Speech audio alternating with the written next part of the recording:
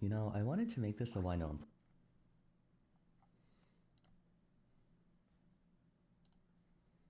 What's going on, guys? You're late? Yeah, I was playing Rivals, my bad. Mmm, crunchy ice cream. What's going on, Baker?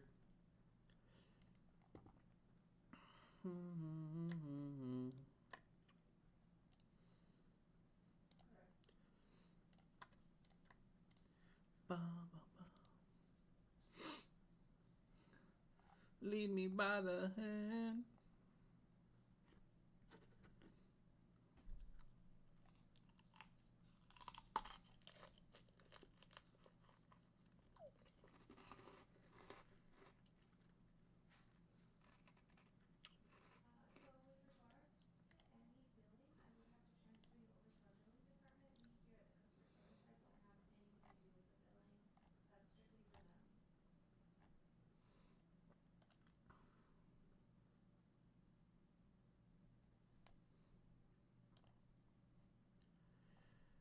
All right, guys. Who watched Don't Park on the Grass, and what were the hot sets?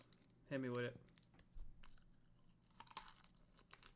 I'm munching on organic ice cream, popsicle, super fruit.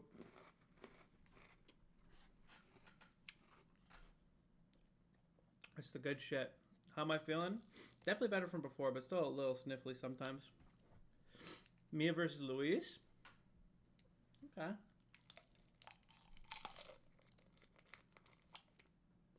Dude, this shit is loud and hard.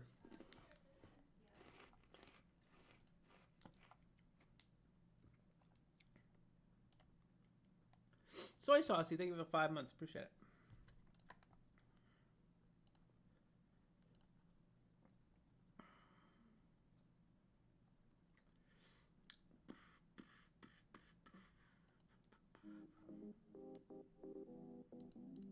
Let's do this one.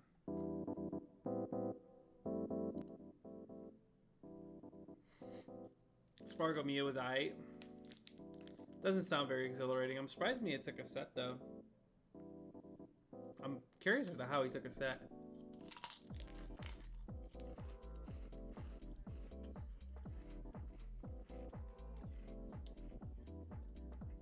This dude loves Luigi. What the hell? Rauru versus Ken sounds awful.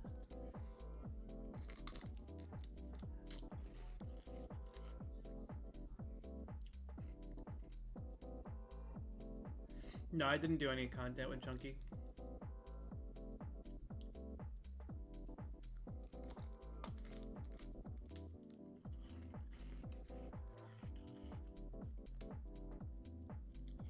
Ken Snow is boring.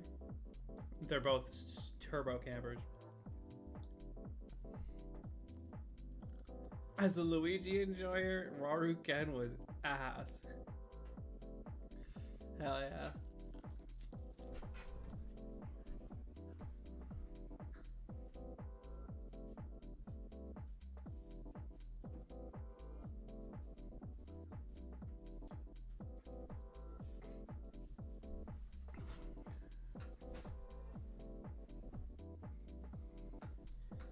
I turned off the stream when Rauru versus Ken came up next.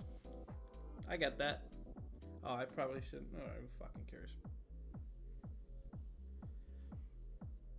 Yeah, dude, Luis had a hell of a run. Good for him, honestly. All right, we'll start the video. Fucking why not? So, for those of you guys who do not know, don't park on the grass. And where is this shit? Seattle, Washington. That's to the left, I'm pretty sure. And Seattle, Washington was a major that happened this weekend, last weekend. Don't Park on the Grass was a fun fact, the very, very first Smash Ultimate Major when the game first came out. I don't remember who won. I think it was like MVD or something. Don't quote me on that. I don't do my research. So, we're going to look at some of the runs, try to find some hot sets, and judge these scrubs. It was MVD? Okay. Yeah. People definitely didn't know how to play against Snake at that point in the game, so that would make a lot of sense. Streamer ignored my resub. What resub? I didn't see it. I see Jordan Jeb with the 10 months and Lax with the 7. My goat. Oh, here we go. Swifty Sauce with the 24 months. Cheers to 2 years. Hey, Swifty Sauce, this one's for you, man. Ready? Nice big fat dap up.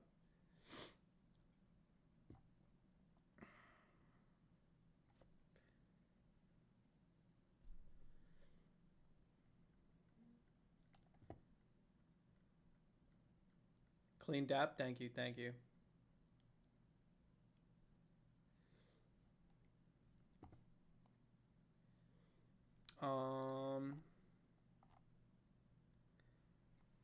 Dude, these overlays for the thumbnails are pretty shite. I'm not gonna lie. Moving on. Because Smash Bros is pain. I'd love to. All right, let's look at the brackets first. Hello? There we go. Okay.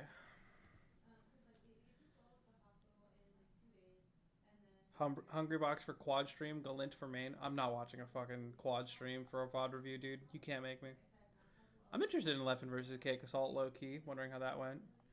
Let's see. So this is the top 8 side of things. There was a lot of Japanese players. I probably should have mentioned that earlier, but obviously you got the GOAT Spargo there winning back to back majors. This guy is on a tear right now. Spargo is playing incredibly hot. Dark horse here for this tournament is probably Luis and MVD, because who the hell expected them to get here? But MVD making top 8, placing 7th. Good for him. Luis, look at Luis's game 5 runs though. Game 5, game 5, game 5, game 5. He doesn't fucking know when to quit. But he beat Shuton. I'm surprised he's struggling so much versus Olimar. He's quite well versed in the matchup. Luis versus Ken sounds miserable. Wouldn't ever want that to be me. Who is this? This is Raru. Not interested. Raru made top 8. Winner side, losing to Mia. Snow, dude, this is awful. Ken's whole bracket run just it's hard to watch. Yeah, Mia getting 3-0'd by Spargo, but taking a set in the rerun. I'm very curious as to how he managed to pull this off, because Cloud versus Game & Watch is quite hard for Game & Watch, and Spargo has played against Meister and waxed him on several occasions. Yet Luis lost in pools. I'm actually going to go back and count how many sets this man had to win.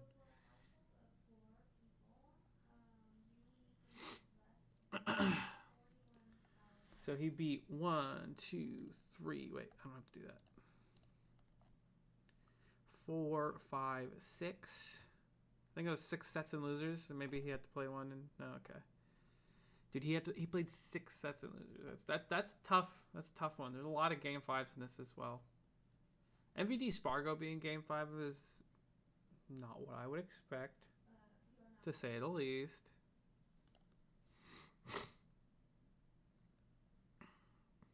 Meister gave Spargo a lot of tips for fighting Mia this tournament too, so he was more than ready. Some people don't do well with advice. I assume Spargo's a coachable player, but I don't know 100%. Damn, Spargo flip-flopped between Aegis and Roy to 3-0 Ken. This dude does not want to play Sonic versus Cloud at all.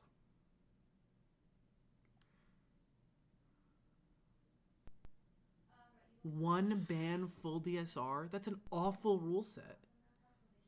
What the hell? One ban? What the fuck, dude? That's so trash. That's so trash.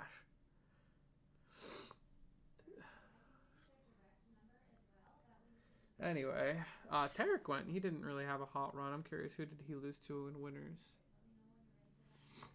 Lost to Snow. That'll do it. That will do it.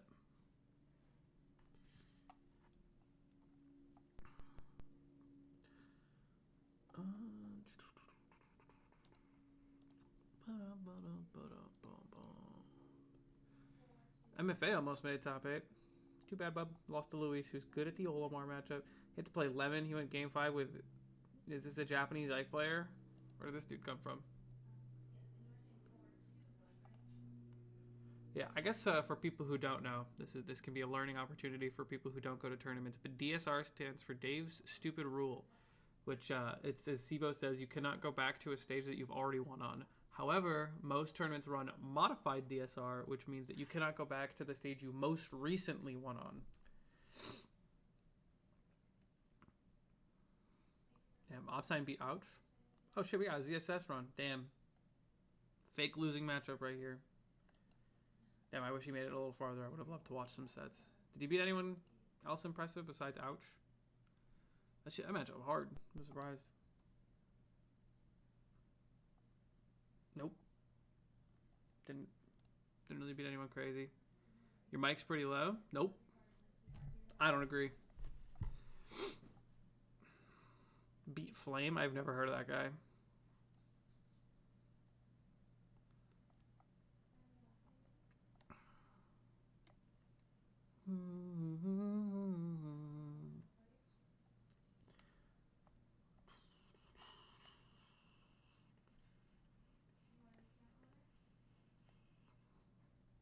This guy to me is hilarious. I don't know who this player is. I've never seen them before, I'm pretty sure. But I don't know how to pronounce this tag, but this dude is playing DK, Falco, Steve. What else does this man have in the pocket? I'm so curious. Was he over here? DK, Falcon. Like, what kind of tri-main is that? That's awful. What the hell?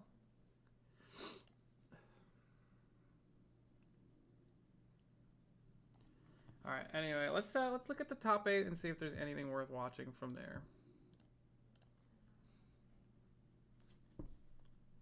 I think we have to honor Luis's run and watch a couple of his sets. What do you guys think? How about Luis versus Mia?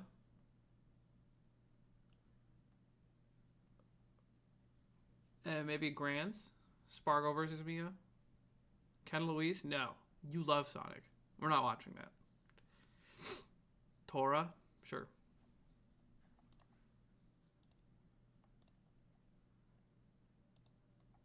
Let's get right to it. Let's watch, what was the last time we had a cool Palutena set?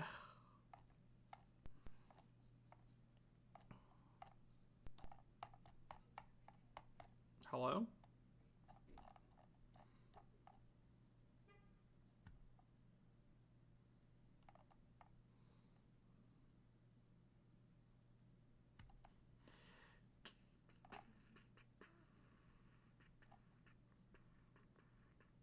Yeah, I hate that there's no cohesion at all. It's just like 3 melee sets, 2 ultimate, 3 melee sets, 1 ultimate melee. Like, what the hell? This is hard to look through.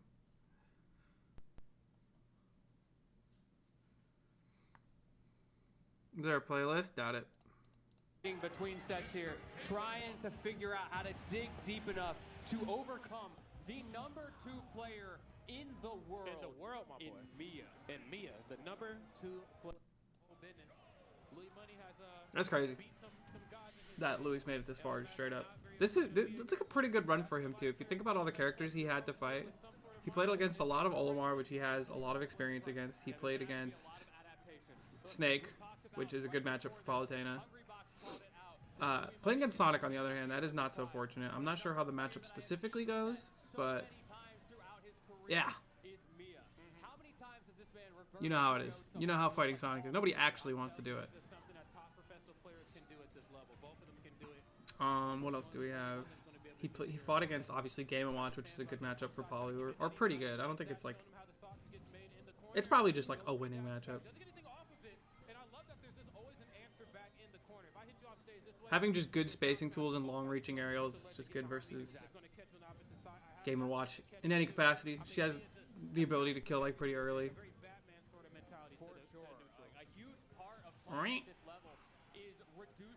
Yeah, 6 matches and losers is grueling. You have to have incredible stamina to do something like that. Bracket stamina is a real thing. It covers pretty much everything, forcing Louis to do things like those aggressive nairs, and then that's your 50-50. There it is. Empty jump in the corner. Doesn't get anything up underneath that platform. There's that down. No up air, and yeah, I'm out of here, bro. Mia said, see ya. Yes, I'm out of here. Sent it a space. 118 on this stock. Louis is struggling to get the kill. Whoa, he tried to go for a cheeky little trade there. That would have been sick if he got that. He saw the 4-air lineup and he was like, you know, 4-air is one of those moves. Struggling to get the kill. Game & Watch kill himself, but he is so good at playing that safe game with all of these safe smash attacks that we see coming out right there. All these safe aerials. Yeah, all game 5 too. Very impressive. I leave for Ludwig's on Friday actually. It's 2 days. And I'm taking these stocks away from you. It's looking good. Back here closing it out, and Mia goes up another stock. This Incredible. Incredible recovery coming out from Mia. I'd like to see more of that, please. Never air dodge there. I just be holding out versus game 1. Yeah, kind of like that. Buffer air dodge, hold out. You're probably fine. Probably.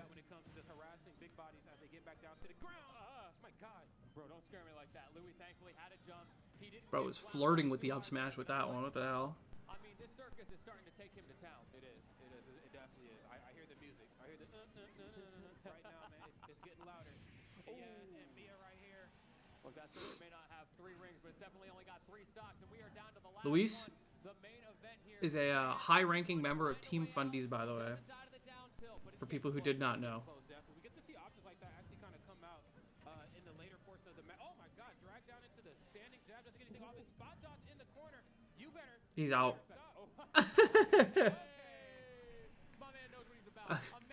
That was an extremely impressive teabag, dude. Look at the front row of the crowd just laughing at this teabag.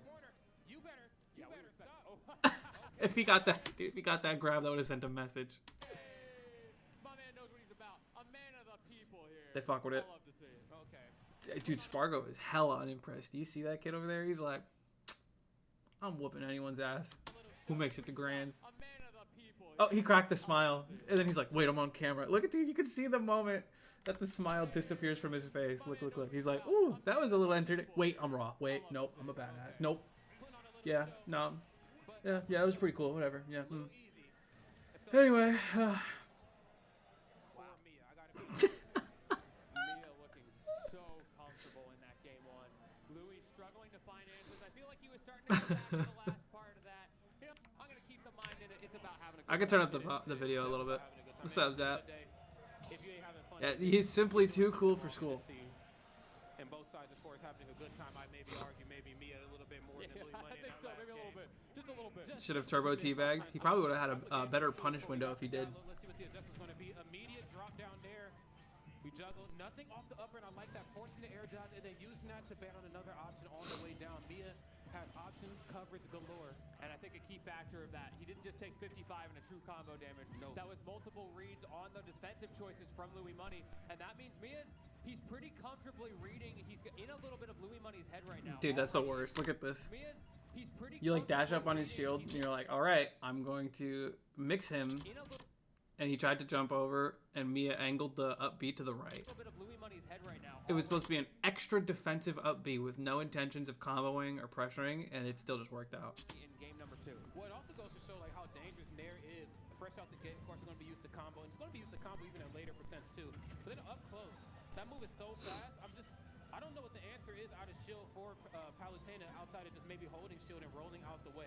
When I see Nair, you kind of just have to respect Boom. it, or if you see it To the coming, cranium. That back air hurts. You have to put out a button to stuff it out, but that's a very difficult thing to do, I think, when Mia's kind of chasing you down. This is where we have to treat it a little bit like the Sonic matchup. He's got some disjointedness. I somehow expected that F tilt to hit, and I was surprised that it didn't.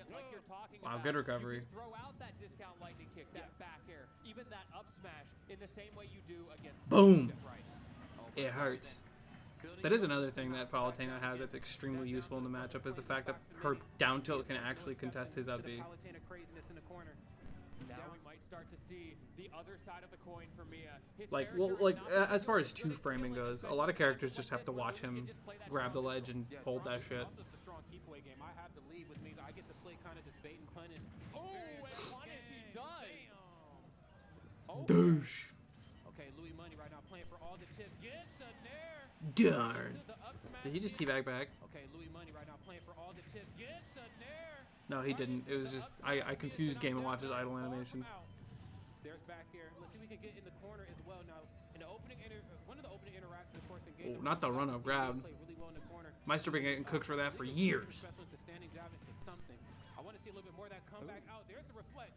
That's such a tricky option to use. Ooh. Louis, I think trying to get the A good way to deal with the chef. find it, goes for the That was an awful situation to be a part of right here. Was it here? See a little bit more of that comeback out. There's the This chef was annoying because like if he immediately ends chef and you buffer a roll, he'll punish you probably with jab or grab.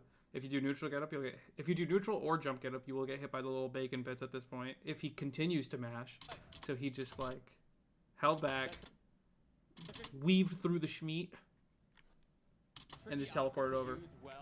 Realistically, roll get up would have probably been the correct option, but the pan actually might hit him. It's hard to say. Just a little bit of pressure on Mia. It's more about getting out of the corner than it is about damage, and he finally does so with a great cancel into the grab. Yes, seriously. Getting the grab sometimes. Sometimes it's to go for the throws as opposed to looking for some of that damage. Oh my god. Ooh, cheeky. This fucking guy. But Mia just hits him with a bell. Yeah, I think Mia's just not afraid of like the smash attack callouts. I think Louis Money has gotten very far at doing that versus other opponents with the up. What is he doing, dude? He's making content right now. What are these counters? And like the smash attack callouts. I think Louis Money has gotten very far at doing that versus other opponents with the up smash. And of course, He died at 82 for his trolling. Here versus Mia holding out the bucket. My man's styling on him a little bit. He said, yeah, you thought you could taunt on me. I'm going to taunt right back. Making it an interesting game here. The mind games may be going a couple layers deep as we're onto this last stock and a crucial opening for Mia. Mia bringing this one back from the depths here. Not sure how backer just trying to create himself a little. Louise, cut that shit out immediately. No, you better cut it out. He wants that so bad. Priming the hammer. What happened to just playing I don't solid? think it's likely that Mia's going to use that, but when you're down this far, sometimes it's worth the risk right before you die. Again, I mean, if you just have the option and you know it's in the back of your mind, why not bring it If out he here? lose, well, I know this goes game 5, but if he loses the set, it's because of this game. But it still throws us off every time. Yes, you do. Ooh, Okay. love that from Louis Money. Didn't sell hard The enough. back air was coming out. We all thought the back air was coming out, and instead he does the same thing he did against the Seph. Yeah, dude, that was Team Fundies. You have to believe me, Extreme Ball. That look at that face. That's a team Fundies face up there. He reads the defensive jump away, kills you with the. It started to get a little. Look, the Team Fundies disappointed nod. The Team Fundies water. It started to get a little out of control. Dude's hitting the brand. W's were like it was a W. However, your opponent brought it back. What does that to mean into the next game? Do you see that glimmer of hope that Mia has? Do you try to take it away from him, or does Mia start to impose his will? Luis gameplay is looking like me, and that's an insult. All right. On the board for himself. Let's see what's going to be here for game number 3. Dash attack to kick it off. 6 frames up here in your face. A lot of damage here. And this is kind of a scary situation to be in if you're Mia. Because if you look at the ways that he lost his stocks, it was things like getting called out on an upbeat, going deep off stage to punish the recoveries. The kinds of things where Damn. usually a Game & Watch sort of... Poor spacing on the chef. None of the meat hit him. Yep, for sure. I mean, again, the last thing you want to do is to be... Oh, when in doubt, nair 8 times in a row. Let's see it. Yep, Oh for no! sure. I mean, again, Oh, it was only twice, but it followed into another nair. There was a lot of nairs before that. You're just gonna have to trust me. go ahead and use it. And for Game & Watch, we're gonna I see love a lot of that Game & Watch's pummel is him just actually beating you with a bell. in Game & Watch matches prior. I don't know if it's because Mia's cut from a different cloth or if he's a different sort of player. Oh, you tried it. Okay, so like I understand what he's trying to do with these smash attacks at ledge because Game & Watches love fishing for reversals, like hard. So you time that up smash for like when they release ledge, and it will kill them. It will kill pretty early too if you manage to call it out properly. But like, it's a high risk maneuver. Respect the risk reward that Louis is playing. Like, yes, he's throwing out some risky options, and he's getting punished for them, but he'll take 20-30%. However, Palatine if he jab gets kills at it right, 130. he gets a kill. Nerf this character. You always have to balance that. Yeah, seriously. I mean, again, it's a game of checks and balances for sure. Okay, down smash doesn't get anything off it. Smash Ball is an interesting counter pick here. I feel like Mia only really picked this thinking about how good Game & Watch is on Smash Ball. Because it's so small, he has such an easy time like suffocating his opponents and using his obnoxious hitboxes to like oppress you and corner you. But Pablo also likes that kind of stuff. It makes it easier for her to like line up dash attacks and back airs just by the way the stage is shaped. And also she can hit a ledge cancel teleport from basically anywhere. So You might as well try. Yeah, seriously. And why the heck not? Because if you know your opponent might not be ready for it. One thing I'm very concerned about, though, are the amount of nairs that we're seeing here from Mia. Again, you know, they were working towards the beginning of the game, but I feel like they're starting to fall Ooh, I was by the thinking of a wayside reaction with up these air there. interactions. Could be because Louis Money's starting to adapt. Not entirely sure. We're going to figure out new approach options here. Fast love that drop down back air. Well, there's an approach option right there. Make him come to Tough. you. Tough Louis stuff. tries to get out of there. He tries to hit a button, but Mia, a few frames ahead, sends him into the blast zone and steals away that. I like the But disrespect Mia, on the a forward few air here. frames ahead, Because sends people like just respect the hell out of it for really no reason, but also what the? How did that forward air not hit? Where's the hitbox, Sakurai? Thank you. That was crazy. She was just inside the forward air. It didn't work. to the blast zone and steals away that But stock I mean, the that was delayed there activation moments ago. and how it only blows up after a certain amount of time or once it hits the ground, people just don't really think about it. Is that down smash? It was looking. Genius. That's what we were saying. You got punished 4 times in a row, but the 5th time, that's a free stop. It's going to work in the final moments here. Finally was able to land one, but Mia, of course, answering back and silencing the audience. Let's hope that down smash wasn't for nuts. He was able to maybe use that to give himself a Ledge little regrab? move through this No punish? this game. It's tough. Man, he really just did that at 50. None at all? That's crazy. Move the mic closer to me for you guys. I got you.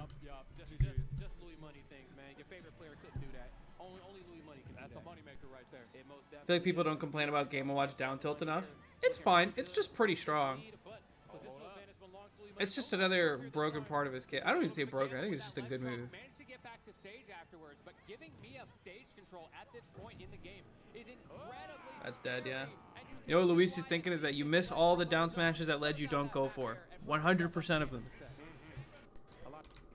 throw out 5 smash attacks in a row. And if y'all played Street Fighter, it's like a throw loop situation. Seriously. I'ma just keep hitting the same button.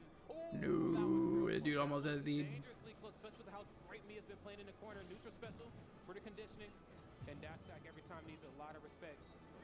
Both characters' dash attacks are the same frames, but again, Why does that chameleon have a has bug that net? invincibility at the end of his. I'm asking the real questions here. I like that explosive flame setup. That was a Fundy's explosive flame.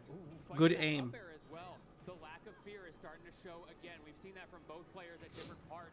Willing to contest Mia's disjointed button. Woo, dude, weaving through the up airs. That was crispy. Look, he goes around this one, and most Game & Watches will just like in this situation will just keep drifting left because like they don't want to give you center stage. They don't care if it hits or not. If you hold left and try to get greedy for center stage, it'll hit. But Luis is like, whoo. And he immediately started drifting back in just to get nared. Game & Watch is top tier. Again, this time with a nair. Nair kind of being the calling card for both of these two characters. We've seen it in sets. I'm not convinced anyone who plays Game & Watch actually like cares about the character. They don't think he's cool. They don't Mia's recovery options are just, I mean, like, proficient, and you know. just really tough, I think, at times I to feel move like on. Just you play Game & Watch because you're either a cheeser or because you want to win. Even better directional air dodge up back towards the ledge. Standing jab doesn't give you anything. Great parry. Have a seat, he said. Welcome to the WWE. We got the steel chairs on lock. Bam. Just hit him right upside the head with it. Yeah, real. That's what my man Mike Tyson should have done last night. Man, all of that and then some. I can't believe he lost that. And this set right here looked like a better fight than what we seen the other night, so I'll give Look, him that. sometimes it's the old guard versus the new blood, and that's what we got here today. Are we going to see a repeat, or can Louis Money use that experience? Another call out with an up air. Is it going to be enough? Are we going to the final round? I think we might be going to the final round with the way this I don't believe that you grew up playing the game. I don't know anyone who's played Game & Watch. Because Mia is getting a lot off of juggling their opponents. We've seen it before. We're seeing it again right here on Louis Money. That nair and those up air strings are very tough for the opponent to work around. Whew. You have the safety in your Big McLarge, huge damage. whip forwarder as well. Damn. When you want to play a little bit closer to the ground, you see Getting hit by Palu feels awful. Feels like you just are guaranteed to take like 40 to 60.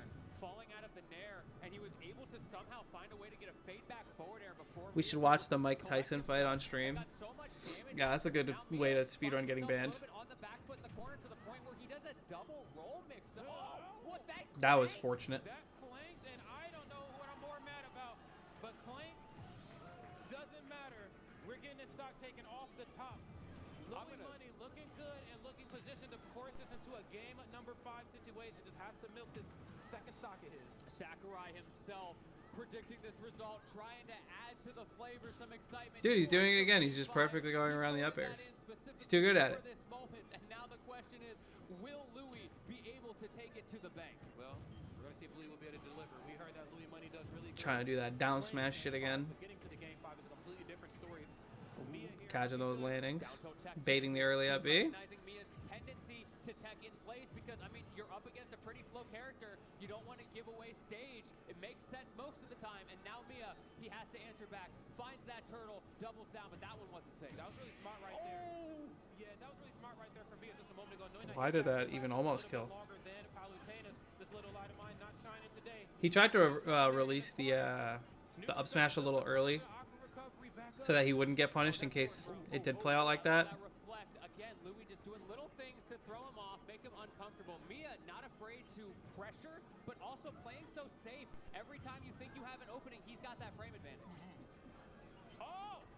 Cheeky little edge jump, perfect timing for it. Saving that kind of stuff, those kind of tricks for these clutch situations are such a good idea. Some players will try to just stick to what's comfortable and correct in these moments, and like throwing out like offbeat options like ledge jumps and stuff are so good in these situations. I mean, Luis wasn't ready for it; he got caught. Really starts making them think about like every time they grab the ledge, just how safe are they? Oh, the timing from Louis. He expected the swing and another back air as well. We are indeed going to Game 5. H-Box is over here saying, y'all know what that means. Game 5, everybody. Who's excited in the venue? Game 5. That's right. The Game 5 guide is present, friends. It ain't done just yet. Audience starting to... We asked and final. Louis Money versus Mia. Let's do this. And we're going to Hollow Bastion. How do you mentally clutch that out? That looked bad. As Luis in that situation? And oh my goodness, these chants from the crowd. Okay. Ooh, he sneaks right on by. I like that. While the explosive flame is hitting, he teleports under it because he traded with the bacon. Back here is going to be out. Team Fundies up B. Okay. And there's the back air for the conditioning early on, and I'm liking this. Mia nearing before he knows back air is going to be out. Let me swing before you even get started. Wait, no more side B. You're getting punished for it. Yeah, it's Luis. I mean, oh my god. He loves his smash attacks, I gotta say. They will not keep working. It's definitely scary when someone starts making a comeback on you. But you just have to continue to learn and like always be ready to just like... No way that kills. Oh my god, jab is broken. Palutena's top 1. You just have to not crumble. And instead of thinking about, I can't make a mistake here, just think about... Just keep thinking about what they want to do. Look, the crowd is sending Louis all of their pent-up energy, everything they have left. They know the gauntlet that he's fought through to get to this point. It is the old Nice. I wouldn't be able to do that recovery because I have tap jump. today to close out with these two Game 5 warriors. Down smash. You down smash.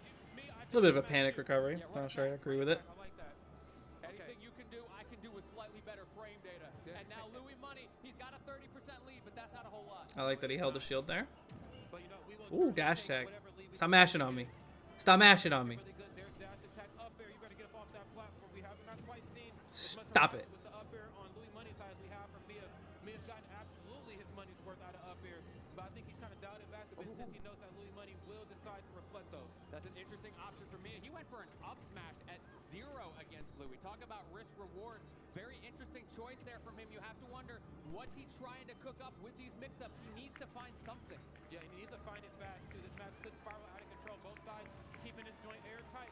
But it looks like Mia's starting to break away here. No. He's still alive. Overshot the leg. Yeah. Right into the back. I understand the recovery attempt, but let's see. Keeping it Needs to find something. He's just been like getting juggled the whole stock. spiral out of control. Both sides keeping this joint airtight. But it looks like Mia's starting to break away here. I don't... Could spiral out of control. Both sides. Because he had his jump, right? Let me double check. Yeah, he needs to find it fast too. This match Yeah, he's got his jump. Nope, he does not have his jump here. Even so, like, I understand that early up B. But he did it a little up, which I think was his demise. Because if he did it more to the side, he would have drifted a little more to the right, and he might have lived. It's hard to call. He's still alive. Over the ledge, right into the back air. Mia going up right here. Another stock, Louis Money on his tournament stock here in losers finals, game number 5. And there's the Nair train, only 19%. That's not too bad because Louis was able to DI out. Ooh, to the he ledge, keep reacted. himself safe, hit him with that dainty little back throw, hold him off stage. Back air's not going to connect, a little bit too high. Okay. Definitely high. So we can bring it back down. Did you roll in up B? These two. Using that down to That's a Gen Z option. actually outspace the opponent. You would never catch a member of Team Fundies doing roll-in up B. Center stage in a way to thwart Mia from jumping in on him. Usually we see that option done in the corner. Switching up the flow here ever so slightly, but there's Nair again. Up air, no reflect that time because he doesn't want to bait it out. Mia's looking so comfortable. That down air, it hits, but it's not going to be enough He just to kill. got hit by that. Okay. We have got last stock, everybody. I can already hear the one more stock chance. There's Nair, frame 5 on the way down, right to up air. Oh, now, is he gonna 40, quick one. the fair to break away? Down near that ledge. Smart option. Yeah. Do you go for the smash? Oh, he wanted it, I think. Answer here. This down air might have worked if he just did it. No, he would have hit the Nair. What's the answer here? Louis has a Smart. fragile, a Back air. narrow No, hit him. down air, but he No, he dropped the follow-up after the down tilt. Down tilt though. He's looking for it. Nice. down throw. Oh, You're telling me you didn't follow up on that down throw with the NDI? Okay. He's waiting him out. Early. No. Dude. Just hit him. What are you doing? back air barely does not kill. Okay. He's waiting him out. Like right here, I'm like, oh, he has to air dodge. So you line up a down air here. And he didn't. Stall him out. Stall him out. My man knows the vibes. Down tilt. Still alive. My man does not have a lot of time to get back. Back air not going to catch. Oh, get out of there, Scoobs. So many hitboxes, and he bets it all on an up smash, and Mia does No. My man does not have a lot of time to get back. Back here, not gonna catch. Run this one back. So Nair, both drop down. I don't think up smash is what he wanted. Hitboxes, and he bets it all on an up smash. Still not gonna connect. So many.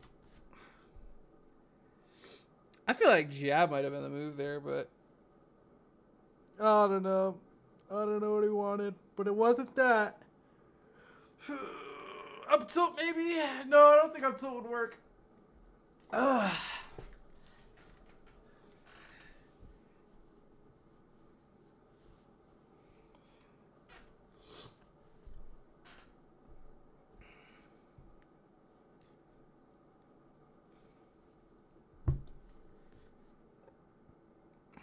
Hitboxes, and he bets it all on an Up tilt would probably kill at 90 with the rage. I'm not sure though. down. Punches his ticket into the run back versus Fargo. Oh my goodness. Damn. I don't even have any words for how that one ended, but Hungry Box does. H-Box, come over here and say something, man. Wow. Yo, All right. talk to him, H-Box. Really quick, because I got like 10 seconds left. Yo, European qualifier. See ya. Wait, we need other sets.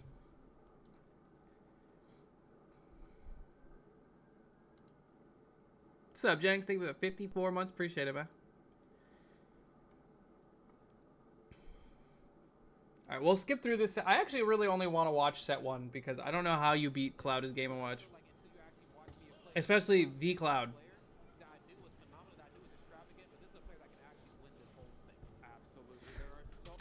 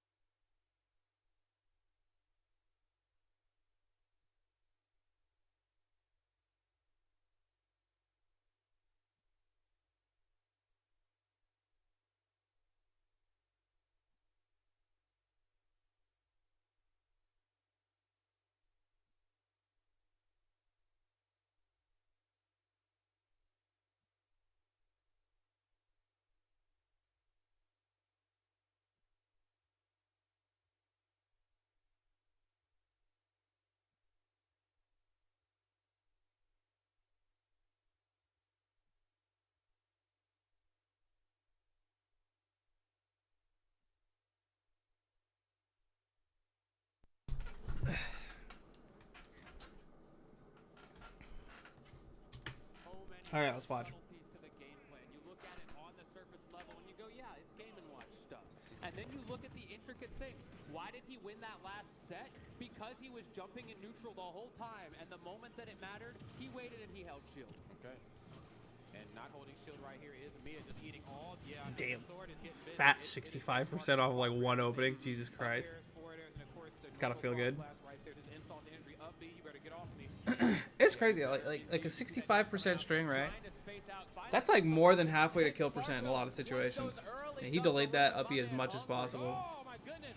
Bringing He it was back dead. just to knock But him he back down. shouldn't be alive. So many upbeats, and it ended up working Great out for both recovery. players. Wow. As they stay alive, Mia holding the stage control though has to force out Sheesh. a high recovery and a great contest from Spark. Can we just talk about how like proficient Spargo is at recovery with Cloud? Was able to air dodge through whatever Mia was tossing out at the ledge, and then was able to get through the down. My man's wants F tilt. He just F tilted 3 times in a row. Corner positioning, and that is even better corner pressure right there from Spargo. Again, that back air, whether it hits on shield, whether it doesn't, it is a move that demands a lot of respect and clear space. And the timing mix-ups as well. That's going to be the name of the game. If you've got that giant disjoint, you can't just short hop back air, short hop back air. We're seeing Spargo with these full hops. Cloud has like all the shit that Side B, or he does the forward Game & Watch air. hates. So many Big disjoint, options that make it difficult. good ground moves. The only thing that you could really ask for is like grab follow-ups. Every time. But you can't have it all, buddy. You can't have it all. More into the back air and the nair on shield up close. This is good right here from Spargo. This is a sign of comfortability. This is a sign of not being afraid of up B out of shield from Mia. I know it's going to happen. Spargo has learned nothing from getting countered by Leo. He's still mashing out of disadvantage. Yeah, because it's really strong and because Game & Watch doesn't have Rebels Guard. Yes, he's getting damaged, but it's another case Did of you know that? not getting Did you know that smashed Game & back. Watch doesn't have a counter? To kill. Maxor? And his moves are hard to parry. Always have that gimping game, and that is why Mashing with Spargo Cloud not is gonna be correct. jumping too hard off the stage. He's playing it right. Surprised to see him do it on the first stock, but he wants to hold center stage and make me a fight out of the corner. Well, he has the lead right now. Let's see if he can make his opponent bleed here. Okay. It's a good down tilt trade. He is, yeah. Of course, has a little bit of limit here to go. Yes. Fair enough. Thank you. Online and using that Glad you didn't contest me on that. to condition I had more. Not to approach improperly here. Standing jab has you off stage, and I think again a lot of what Mia's going to do to help himself excel in this match is going to come through the guys of keeping Spargo off stage. On stage, the boxing match is not something you want to do versus Spargo. I get it. Most characters don't want to fight Cloud up close. But there. On stage, different story. Sure, it's that risk. Run up shield, no commitment. Spargo. A lot less dangerous when he's got Dude that read my risk masher tool tweet and took it to heart. once and just The hell? Not committing to your approaches? another factor is if you can get him to burn No that mix risk involved? stage, even when he does have the ability to come back. Wait, my tweet, my video, not my tweet. What the fuck am I Huge amount talking of about? pressure game that he is constantly fighting for. Seriously, again, it's the My manageability thumbnail. of resources, but also as the opponent, the manageability Oh, of the cheeky opponent's little back air. resources and running out of resources to get back to the ledge. Unfortunately enough, not enough gas. And Mia, of course, should take this lead and try to milk it for everything. Jesus Christ. Wow. Maxar, I'm glad you said that. You're the top player. It would be kind of dumb to contest you. Just because, like, a lot of people wouldn't think like that. They would just be like, no, Spargo's a master and he's dumb and stupid and he should have learned something. I am correct. You are wrong. What's up, Mage? Look at these fun, engaging characters. Oh, yeah. One of them is, honestly, Game & Watch is like the epitome of base game shenanigans. Because if you think about how like all the base game characters play, it's like I'm gonna run in, I'm gonna use my combo starter that's safe on block, and I'm either gonna get 50 or I'm gonna do it again if I didn't get punished. You know? And then like Cloud's like, I will play defensively and use my big ass aerials and not let you play the game. Because you know, late ult meta is just not letting your opponent play the game somehow.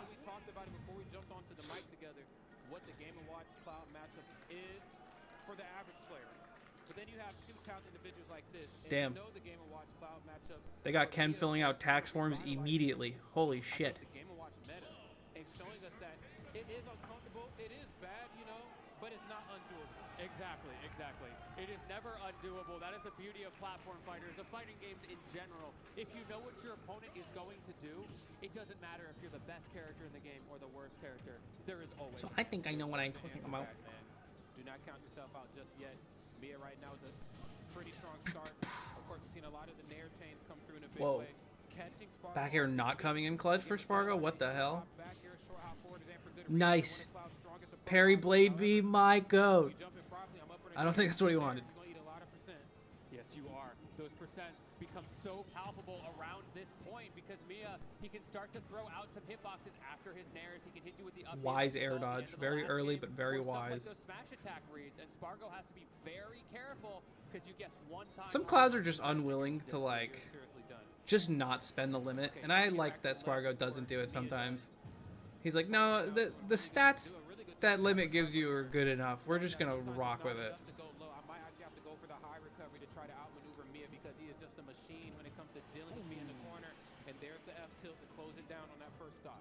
WWE is back on the menu here. 84% for Mia, and this is where he gets to get that early damage. You kind of just have to hold that. Spargo knows it. You can't stress too much about the early combos, but it certainly feels bad. It does. It does. It definitely does. And again, that back air, not quite creating himself the distance between him and his opponent that he was certainly looking for. That down air, I mean, just... Cloud should have wing. Explain. No. And it's just connecting every time. Oh, look at this. Wait. Discipline from Mia? He's not mashing up E out of every situation? Look. He chose not to up E there. What a Giga Chad. Just a good, quick get off me move, but now I see there's a method to Ah. it. There's a method to this damn madness. There's a madness and there's a method to it. Okay. Wow, okay. Yeah, Spargo, that's another thing you're talking about. Things being good at low level versus high level. That down air, it kind of loops back around. That's the day one, right? That's the elite smash. I'm just going to land with down air every single time. Damn, Limit Blade beam immediately. And this time around, Spargo's finding ways to mix it up. If I see Game Watch forward air, I'm letting that joint hit me. I don't care. You're not mixing my shield after you forward air me. I'm out of there. I'm all set. Because I either get my shield broken, lose a lot of shield health, or get down smashed. You know. Just if I see this fucker just full hopping, I'm already out of there. I don't have any interest in trying to anti or Game Watch or contest forward air. Goodbye. See you in the next interaction. That was a really good DI. Yeah, shielded, that only makes me stronger. Now you've got less resources to play defense. Ooh, call out. That's the downside of playing offense. You can overextend just a little bit, and a beautiful down tilt from Mia, keeping himself into this last stock. Oh yeah. I would have done that side B too, Spargo. I'll keep it a buck with you. He's getting just so much mileage off of this. And it's just a tough thing, I think, for Spargo to work around at times because he wants to jump, and he wants to go for that short hop back here forward if he's feeling froggy. But the problem is that you get hit by one, you're going to get hit by many others. Oh, wow. Look, you may be feeling froggy right now. He's definitely going to about to croak. You got to be super careful. This limit is not long for this world, and that is going to give Mia a potent offensive he's mixing advantage in the neutral game. Okay. Whoa. There it goes. Okay. And now it's Mia with the speed advantage. Just kind of chasing Spargo down right now. Coming into this match, of course, with a lot of momentum and just expending that wonderfully here. Oh, my God. Don't scare me. Yeah, Cloud is one of the few characters that can like pretty comfortably contest those shenanigans. He didn't even wait. He didn't even wait for the neutral getup. He just dash attacked and died for it. They should low-key give Sonic's number one. Why? Why wouldn't Spargo get it right now? My words of wisdom would just be, achieve great things, do well, friend. I wouldn't even know. Yeah, seriously. I mean, they're just so well poised with their characters that it's just hard for me to even think that taking advice could. Well, I guess taking advice could be. I think so far the only reason Spargo's really like losing, I think his spacing is just off on a lot of his options. He's not properly respecting the amount of space that Nair takes, and like same with like getting off of platform and stuff. Like he's just. I think his spacing is just off. He doesn't seem like he's as on point as usual. How confident will you be in your punish game? Stuff that will change as you just play naturally. Such a raw forward throw, chat. We're gonna rewind this forward throw just because it's the animation. I love it. Thank you. You do not have the luxury anymore of playing things safe or not going for that extra true follow-up when you know that a combo is true. Great Nair. My goodness, and no follow-up needed. Just standing over the ledge and charging limit while Mia does all the work for you. My man looking down on him like it's Tekken. I guess so. Straight into the volcano, and now you gotta hold these up airs as well. I don't remember that move. Is that down forward too? Oh jeez. I think so, man. Well, damn. Okay, Spargo. Limit Cloud always gets out there a lot faster than you really expect. No grabs. Thank you. There we go. See, he's making the correct decisions. Last time he did double cross slash, he got toasted for it. So he just did something a little safer, but also rewarding with the forward air. Good adjustment. Again, there's a lot on the line right now. I think again, Mia's just one of those players. starts to feel like he can win it, he's going to try to close out any which way possible. I respect the attempt on the judgment. Can you bolting space 850? What did you mean by this? Sonics is on paper the best player, but he hasn't won anything this season. So yeah, Spargo's number one for sure. So would you say that on paper Spargo is the number one player because he's won everything? Which would... Let's move on. Is a way to get himself back into this. He gets Just question. Honestly, Not it's a mad. good roll. You can't feel bad about that. Mia's starting to warm up right You've contradicted yourself is what I'm saying. now. Roll out the corner. He said, I need to get out of here and fast. You're a dick. I just want to know. Don't ever air dodge.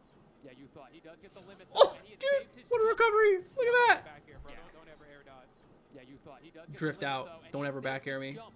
That was crucial there because he was able to You think he means in backpedal theory? past I think he might mean in theory. Like skill-wise, Sonics is the best player or something. Start here with this back here. There's a case for that. Yeah, goodbye. I'll say that. 95%. Mia can absolutely I stand with him. make himself hard to kill. Someone's got Spargo's to. going to be sharking for those mid-range confirms, those back airs. And look at the timing and the positioning mix-up there. He fades in for a single back air because he recognizes Mia's habit of dashing forward. Yeah, and just noticing those habits, I think, is really starting to pay off here for Spargo. But I think the same thing can be said for Mia the other way around too. Noticing Bro, some getting Spargo back aired habits. off the stage hard. That's he got waxed by those back airs way too often. Still up two of those joints. Let's see what this next game is going to bring us right here from Sonics Spargo. got toasted twice by Spargo. So on paper, Sonics is for sure better. Yeah, I'm looking at the papers. I'm looking at the data, but Sonics is just a better player, man. He's just got it, dude. He's number one. Okay. And the Spargo I'm gonna say it's Spargo because I like him. up a little bit. Mia, I like that. think That's that good. idea that I won two, I can reset this. That's, I think, where things get a little dicey for the opponent. Now this is going to be really interesting. We saw it on winner's side. The FD pick did look a little more. All right, Mia, what changes? Because Spargo's clearly adapting to your shit right now. So what? What's going on? Your usual shenanigans shouldn't be working. Nice parry. He tried to parry Game Watch 4 there. And now look at you, 57%. Cross slashing. Oh my Ugh. Yeah, seriously, either contest it, look for parry, which I guess is sometimes Like why air dodge? You're playing Game Watch. Just why are you air dodging? Your up B is broken. goodness, that's something that's not very easy to do on a game. With Spargo making it look like a cakewalk. Yeah, parry Great that. stuff. Yeah, seriously. Oh, dude, that's filthy. I would never be able to do this with my controls. This up tilt. Ugh. Seriously. That's brutal for Mia because that's part of how the last game went. Mia had a sort of pseudo forced DLC brutal move. for Mia because that's part Look of at how this. the last game went. Look at this. Cloud, your Z-axis shenanigans have not gone unnoticed. I see that fish hitting your left foot. Look at this. Boom. Mia had a DLC sort of down air. pseudo-forced SD in that scramble off stage last time around. Fought back and it wasn't enough. And now where are you? In the exact same situation. Okay, looking like a remix right now. Yeah, I see that down tilt coming. Manages to get the punish as well. A little bit tricky. Good spacing there from Spargo. Should have Good parried all the timing hits. to catch If you were truly the number one player in the world, Spargo, you would have parried every hit of this nair. Spacing there from Spargo and good timing But you're to not catch that Sonic, so hurt box sorry. extension on that down tilt. Yeah, the hurt box extension I think is everything in a match like And this. every hit of that jab. Throw out more multi-hits. Spargo right now filled himself a lot, running up and Woo! parry. I get it, but there's multi-hits in a lot of what Mia's doing here. You got nair and of course that standing jab. It's okay to go for parry, but you have to. I just, account for you know, every I brought single Cloud to FD one time and Scouting out the fade-in back air is a little bit better there, but I you know regret what? that. He I didn't didn't get realize any punishes, and I he wasn't got familiar up with tilts. Cloud's game on That's really FD. good It's for Spargo. really good. And forget about up tilts, now we got F tilts. We playing with It's fucked up everything because right if you bring him to now. platforms, he gets Potentially platform last combos and he gets a back air onto the platform, and then you bring him to FD and then he's got everything else. Mia just went up 2 games. He's got Let a player like Mia back air still broken. He doesn't need to do it under a platform. And then he's got side B, ledge trapping. Oh, look, get out of disadvantage, kiddo. You only got out because he mistimed his up How tilt. many times have we seen that exact setup? Mia goes for an up smash, and Spargo jumps over him and hits him with the reverse forward air. That's a strong position to be in Oh, if did you're he Spargo. just lose limit? Oh, he never had it. That's a strong position to be in if you're Spargo. Gives up the SD. We'll call it a homie stock for earlier, the last game. You know, he felt bad. And now Mia, he's got a little bit more. No of a nairs way for to you. go, Look, but you just play the I don't anti-nair think game and you'll be so. fine. I don't think so. And at 134 Oh. I think, again, I mean, a lot of what we're seeing here, just the tenacity, the resiliency does not play out.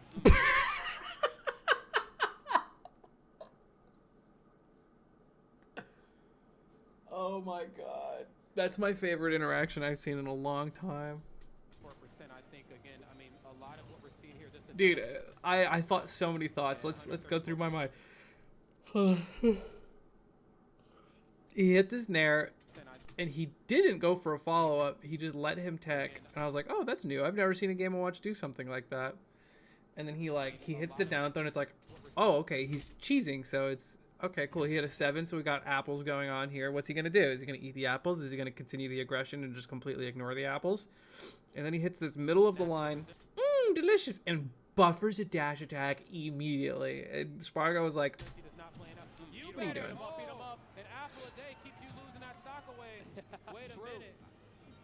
Wait, did the apple actually save him? 134 to 130. Oh, he buffered down air out of hit stun, so it's hard to say. But I don't think the apple saved him. He's like, I've calculated this risk. This apple will stop up smash from killing me. I get it, you gotta get the kills, but that is not what your character is suited to do. And Spargo taking full advantage as he catches another. He's so good with that forward tilt, man.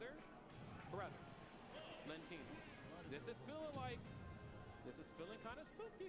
It's feeling kind of like down low complete. But let's see if there's any more tricks up the sleeves with Mia here, so we can maybe force this into a reset. I mean, I would love to see another set between these two juggernauts, but Spargo, of course, I don't know. He's feeling a little different. Real quick before. All right, what goes horribly wrong that Spargo loses this game? Because he's cooking him up. Wow. All right, up B nothing at the start is a pretty good this is really something. Interesting pick. I think it may just be a thought of I have to get my hits here. We're seeing look at this. He's not even bothering air dodging. Goes up airs. He's like, whatever. I'll end up in a worse situation if I do try to air dodge through it, which is actually kind of factual. How confident is Mia? How confident is Spargo? I mean, the confidence is definitely there. Again, I cannot stress enough the importance of, you know, I just won 2 games versus the guy that's sitting on the winner's side. That's all the confidence you need to let yourself know you can definitely do this. Glowing blue right now, up underneath these platforms. Dash like just in case he decided to actually land with the key at the ledge of the stage. We see Game & Watches go for that quite a bit. Limit has been. Frame for a jab. I'm out. Okay, yeah. I respect. Check that temperature. How's Mia gonna punish me on this one? Manages to get back. That dash attack not gonna kill. Mia's been so good at timing those. Yes, there's an even better timing that back here. Very easy thing to do versus Spargo that he struggles to get back to the ledge. That move just lasts for quite a bit of time, and unfortunately, poor Cloud just cannot move in and around that. Spargo trying to optimize getting that limit. We saw it on the first stock. We can see why. A little risky on these grabs. Not liking it. That speed advantage in the neutral, especially in the air, to contest with Mia's. I think he tried to air dodge through the nair. I don't even know if that would have worked. Like if Mia did nair, that's what he was expecting. No parry. Yeah, about to say don't attack anyway, because you know he's either going to spot dodge or hold shield. It still ain't your turn. Mia right here starting to wake up and realize I have to just let him cross slash at times. Nair frame 7 doesn't get anything off of it. There's the back air. Charging that limit. He wants to get that back, giving himself that quick get off me with the side B, that powerful recovery, and like I said, that Void with the raid. Thanks, man. I appreciate it. I hope you had a good stream. World's greatest gamer, world's greatest stream. We're watching Cloud versus Game & Watch. It's very intriguing.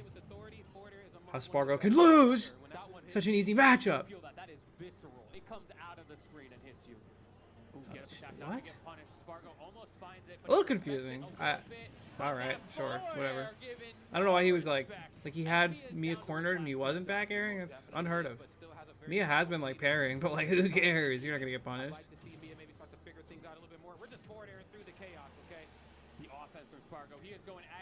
Good air dodge catch. B overlap, I like it. And then he got caught by the forward air, just wasn't ready for it. No grab? No up B, no nothing? I love how you get nothing for shielding cross slash. You have to parry it. Just in case you get a little overzealous, I'm gonna bring it down with me. There's Nair. Frame 7 again, dancing in and around these platforms. Watch your shield, that's -5, my boy. Ooh, that jab check. I thought Cloud was kind of mid. Who the hell are you talking to? You've been watching VAR's videos. Spargo with a side B, trying to fight for this first set. Again, he does not want the I understand why Spargo's going for a lot of these grabs. It's kind of like causing him to lose. It's just because like Mia's parrying so much stuff. It really was. I mean, He's trying to play around the parry. He's trying to like be conscious of it, but like My man dancing, he's moving. He's you see Mia's just running around shielding, just fishing for parry punishes, and it's kind of working. But like I said, parrying Cloud is like pretty hard. Now this time, no limit, trying to keep him off stage. There's up air. Nice. If you play like a more grounded game and rely on like a little bit of like, I guess, F tilts or cross slashes and like trying to grab occasionally, it's probably a more reliable way to play this matchup if he's going to be fishing for parry all game. And Spargo does not let him get away with it. Okay, gonna go for the throw. Limits online though, so you got better recovery options. Gets through the back air. I see the chair coming. No dash attack. The crowd is torn. Yeah, see? You got to parry it. There you go. Japan popping off for their boy in the front row. I love that, by the way. Japan occupying the whole front row for this one. That's right. I knew we were going to a reset. Again, you've allowed your opponent to know. You've allowed your opponent. All right, I'm only interested really in the last game, so let's watch that. Not entirely sure what the Oh, reasoning was shit. behind that. Watch it from here. That's the right hitbox here. There's the back Oh air. wow, we came in on a back air in the corner killing. Who'd have thought? Oh, Spargo be standing still when he's losing. If he's getting camped and he's not liking what you're doing, he's just gonna stand there. I've seen him do that against Sonics several times. Ooh, he read the high up B. Mia looking good. Yeah, Mia double looking back air. great. As Spargo You know what's funny is the crowd isn't even popping off for their game, they're popping off for Melee. That's gotta feel bad. On that for this entire tournament, that high limit cross up B is so hard to punish, but Mia found a way. If there's a will, there's most definitely a way. Dash attack in the corner. Mia is starting to get a lot of miles out of that early on the back air. And don't even think about cross slashing. I'm on your ass, boy. Don't even think about cross slashing anymore. Put it up. Oh, watch that forward air. It was safe that time. Mia tried to punish it. He got back thrown for it. And now you're in the corner against the blue man himself. Oh, yeah. Okay, forwarder safe on shield, but not safe enough. It's only -6. Mia not afraid of it anymore. No, he is not. Going so deep, the environmentalists are back with a vengeance. Turtle time, everybody. And Mia is up a stock in game number 4. It's a shell of a town, man, I tell you. Short hop back air. Now he's going to go for the immediate up B. That time a little...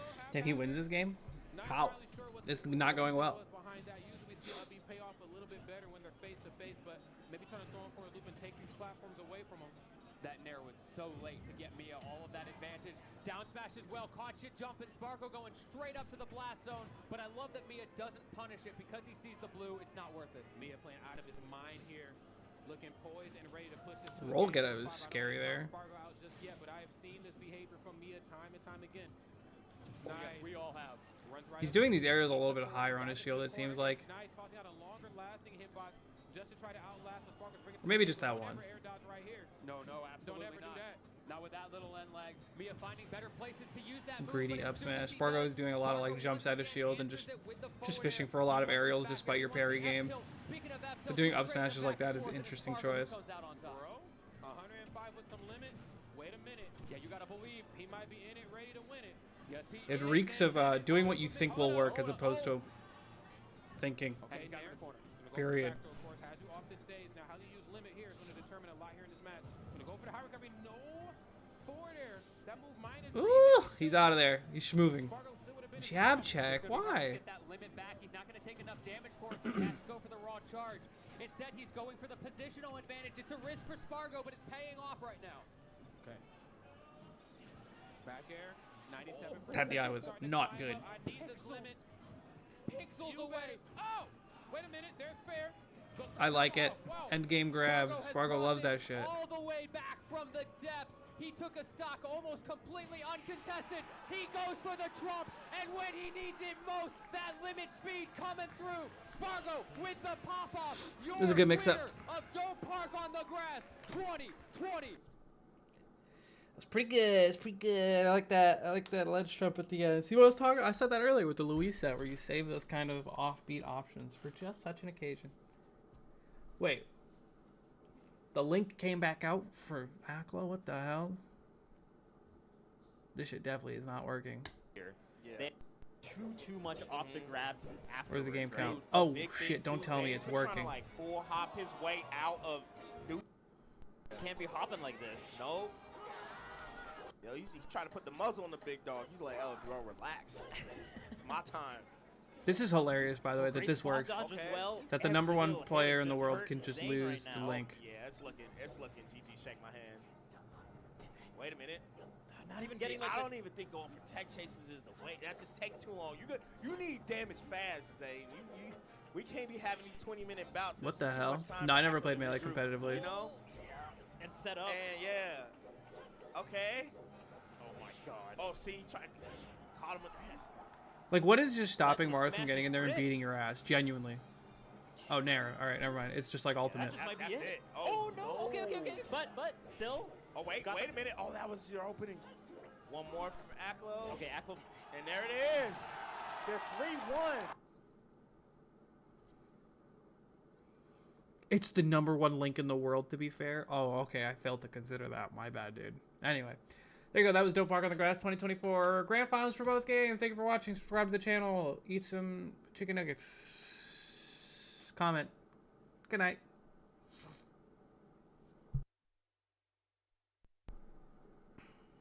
Aklo making his way to winner's final.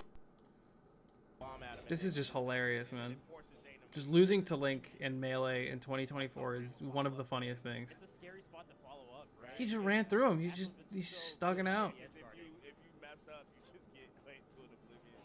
'Cause Link, bro, Link is he a power hitter, man. You know. all Does he it do takes this is, like, against he- other he got Marths hit too, 3 or is it times, literally but he just was versus off Zane? stage. Bro, what happened? He just died to that? It's like, damn. It's crazy at how low some. To an oblivion. What percent did Mans just die at? He got hit by a boomerang, All it takes is, like, back two- arrow? he got Or was hit that 3 reverse times nair? and He a power hitter, man. You know, all it takes I think is, it was like, back two. air to He upbeat. got Like, hit 3 yo, times and what? Buddy was off stage. He was at like 68. Link, bro, Link is he a power hitter, man. You know, all it takes is like see. Like, it has to be Bad Guy, right? It's got it. Oh, The triple. Can I get a 3-piece to go, please? That's right. Extra hot sauce, some ketchup, thank you. Please. Okay, baby. Nice. Ooh, the sweet spot on the boomerang. The boomerang yo. getting you out of the combo. Right? I love the way that Aklo's playing this neutral. Nah, yeah, he's. I think Zane wasn't sure whether the boomerang was going to come and hit, so tried to time the grab outside of the boomerang. Ended up just missing altogether. Ooh. Caught that shit I've been immediately. saying this year, bro. Play the start of game 2, it was crazy. Oh, definitely. Aggressive with his gameplay, you know, and so Yoshi's like works out. This shit better be crazy. Jab, jab, down. What the? Jown smash? You don't even dash dance like you used to. I hate Sometimes, arm I'm sure, attacking. in It's like, so, in this matchup so in whack. particular, like, it's just like fairs and stuff. Whoa, No, whoa. absolutely. You can just like space Force forward air. smash. Ass. You can just like retreating forward air. You can like really put the pressure on Link. Oh yeah, he's almost. Ooh, great tech there from Aklo. Another great tech. Oh my Aklo goodness. is just like, listen, Again? listen. You Like, can't dude, KO this that's man. so trash. I hate that. You just kill him. Link got that weight on him. Got all that stuff, man. Oh, that almost. I thought that almost looked. Oh. Shout outs Randy one time. Aklo, 182. Nice up You B. grabbed the ball. Jackass. That He's KOs that dead. KOs at This wasn't that 99%. crazy, by the way. Even I got Zane 99 smiled. props, Shade but 7. KO ain't one. Hit me. Oh, Nice SD hook might be shot. one, I ain't gonna lie. Even Zane smiling after. Oh, that KO. Aklo, 182. You grabbed the ball. That What? KOs. That KOs at 99. Fucking hate Randy. I mean, it kind of was. It was alright. 6 start, right? No, it was alright. I don't know. Some shite decisions. It was cool live. Okay.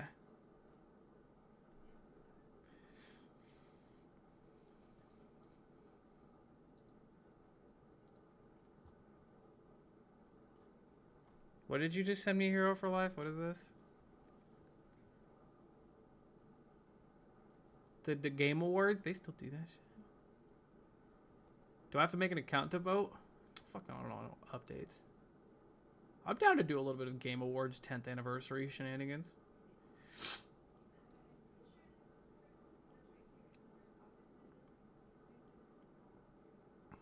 Zane lost to Ices? Bro, what? Yo, Melee is living.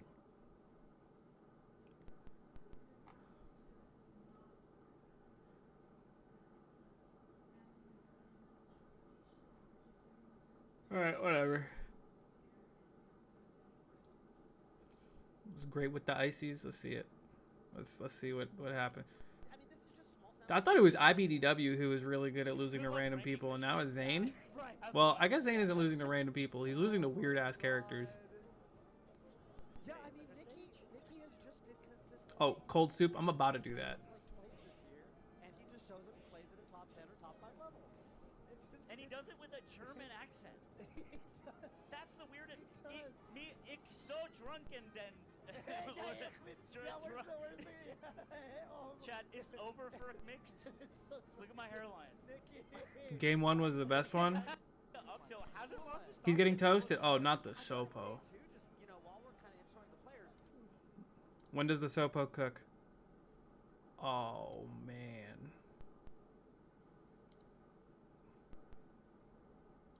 When they grab you, you're in trouble. It's Yeah. Yep. And then it got busted. I wanna, okay, here's Sopo. Again, but like, when, Yep. and then it When does Nana die? busted scared. That's what I want to know. Out, gets clean. When they grab you, you're in trouble. It's guess white boy guess Yeah, type. for sure. It's like, you know. You're telling me this stock gets Sopo'd hard? Because you know, when I started playing Melee, it was when wobbling was banned.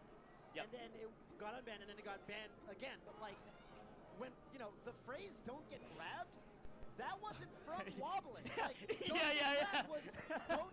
don't get grabbed was when wobbling was banned. Like, don't get it. Interesting. Has evilness and villainry returned to Melee? Nah, Hungry Box is still playing Ultimate.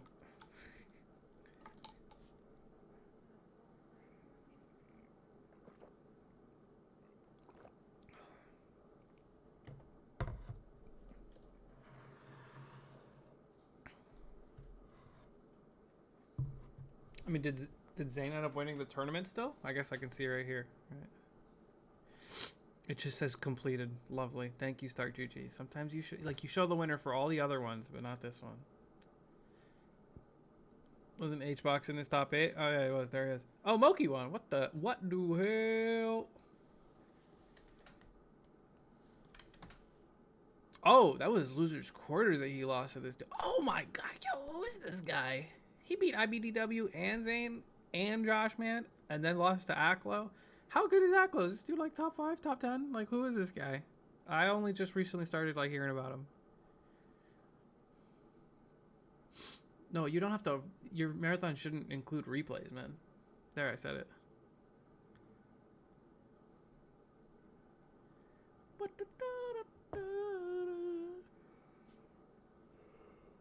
For a while. I guess I'm out of the loop. People are saying he's top 5. Look at him go.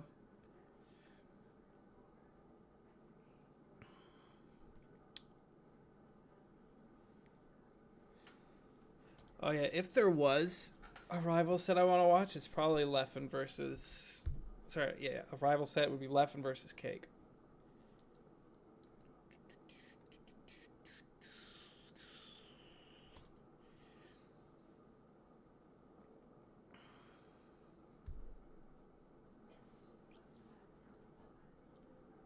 Too much fleet in this top 8 for my liking. Hey, wait, this is the guy I played on online. Played Locks, right?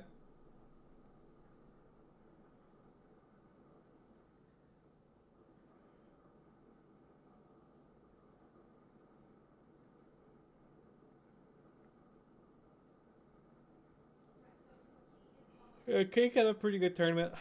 I wonder why he's not playing 4s.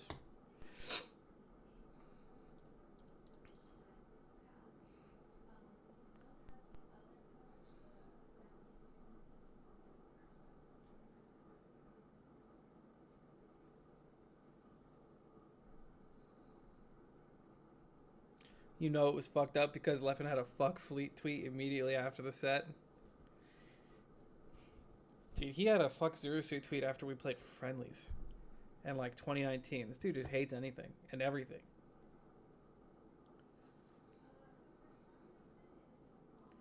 He mentioned it in his winner's interview.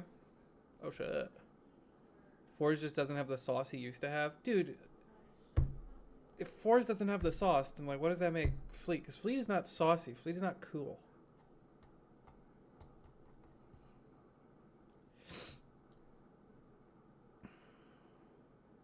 I think he gave a camera answer. I think he might just not want to play it.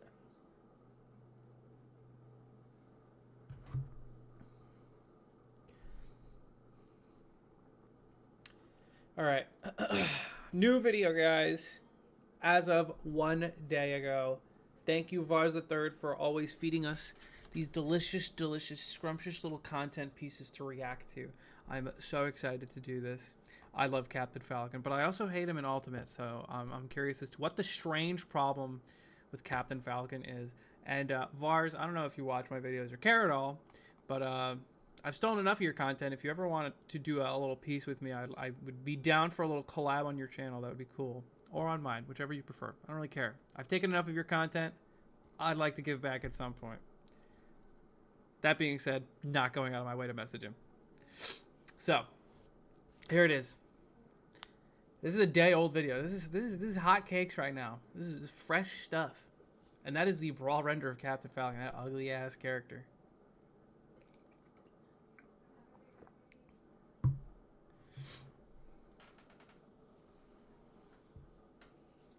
He actually said Rivals 2 as a whole doesn't have as much sauce as Rivals 1.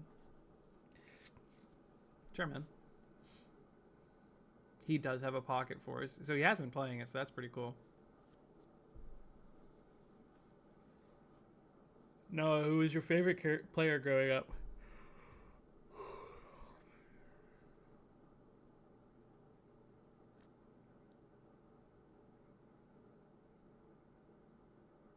It was Leffen? Alright, moving on.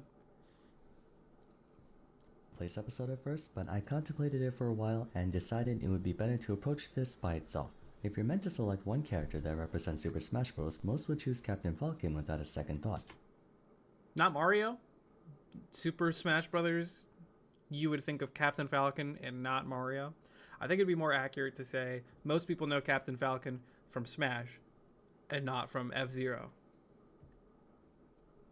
This character is known more for his involvement in this franchise than the very series from which he originated. Hey. His notable voice lines, the muscle definition, the Giga Chat outfit right alongside the helmet and visor, and of course the iconic Falcon Punch were part of the game ever since the inaugural release of 64, and he will continue to be inextricably linked to this game, really until the end of time.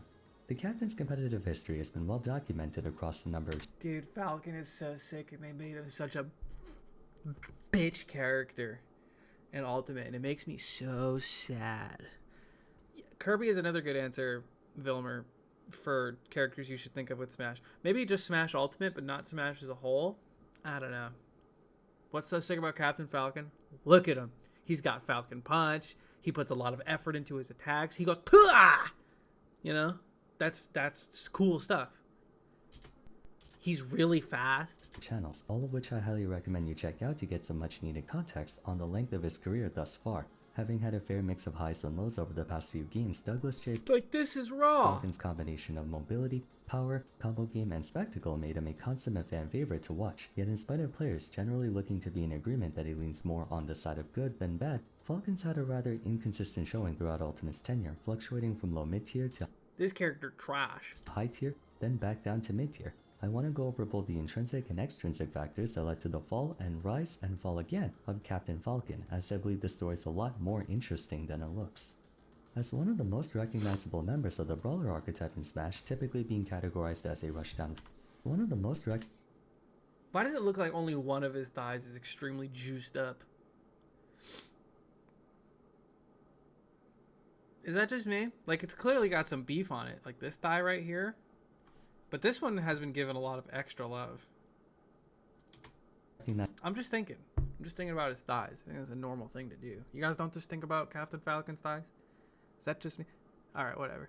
That's how quads work, bud. That has nothing to do with what I said. You think quads just choose one leg or one thigh to be a part of?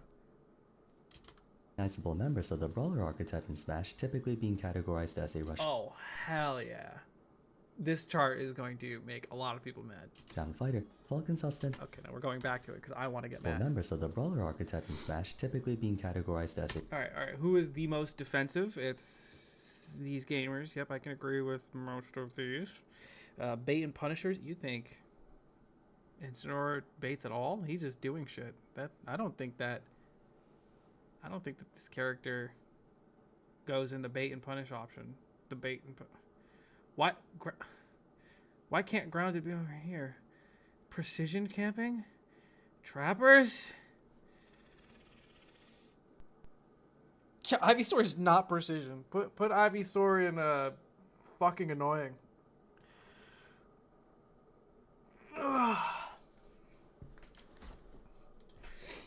Let's see. Okay. Why are all the heavies bait and punish? I don't agree at all. Where's Joker? Joker's not a glass cannon. What is it? What game is this gamer playing? I would swap Ness and Joker.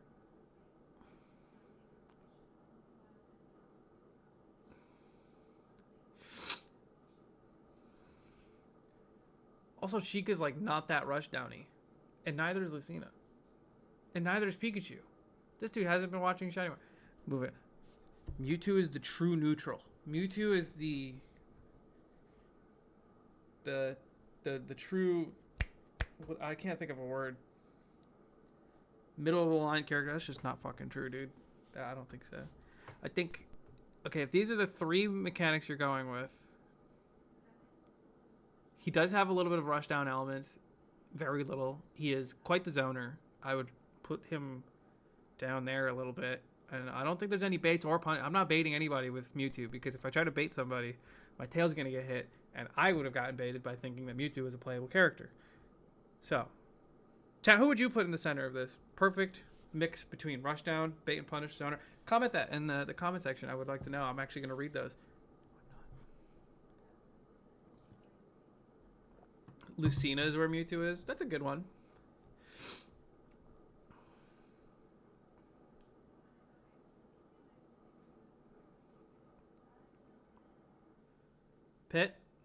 Pit's a really good answer. I'll actually give that one up. Mewtwo belongs where Joker is. I think Mewtwo belongs, yeah, where Joker is. There's a lot of characters who go in that little area. Anyway. The way they made the grounded part without Little Mac in it. I mean, I don't think every character in the game is in here, right? Oh, wait, Little Mac is in Bait and Punish. Well, like, if Bait and Punish is here and Grounded is right there, that kind of implies he's really close to Grounded, but he is, whatever. a rushdown fighter, Falcon's ostensibly got the whole package, and you'd think he has it better than most others. However, it's here where the central issue with this gameplay begins to surface, one that affects almost every aspect of him and what, in my opinion, is responsible for his inconsistency over the years. Falcon's characterized by the general populace as a rushdown fighter, yet he lacks half the equation necessary to fit into that role. At the same time, he lacks half the equation to fit into any other neighboring one, like bait and punish or hit and run fighters, forcing the player to alternate between the three playstyles despite not really being suited for each one. This might have you believing he's more of a jack-of-all-trades generalist fighter, but he doesn't even have the appropriate tools for that category either. To be fair, no character is without flaws, but the reason for his inconsistency in high and top levels stems from completely missing an element that's crucial to round out that type of playstyle.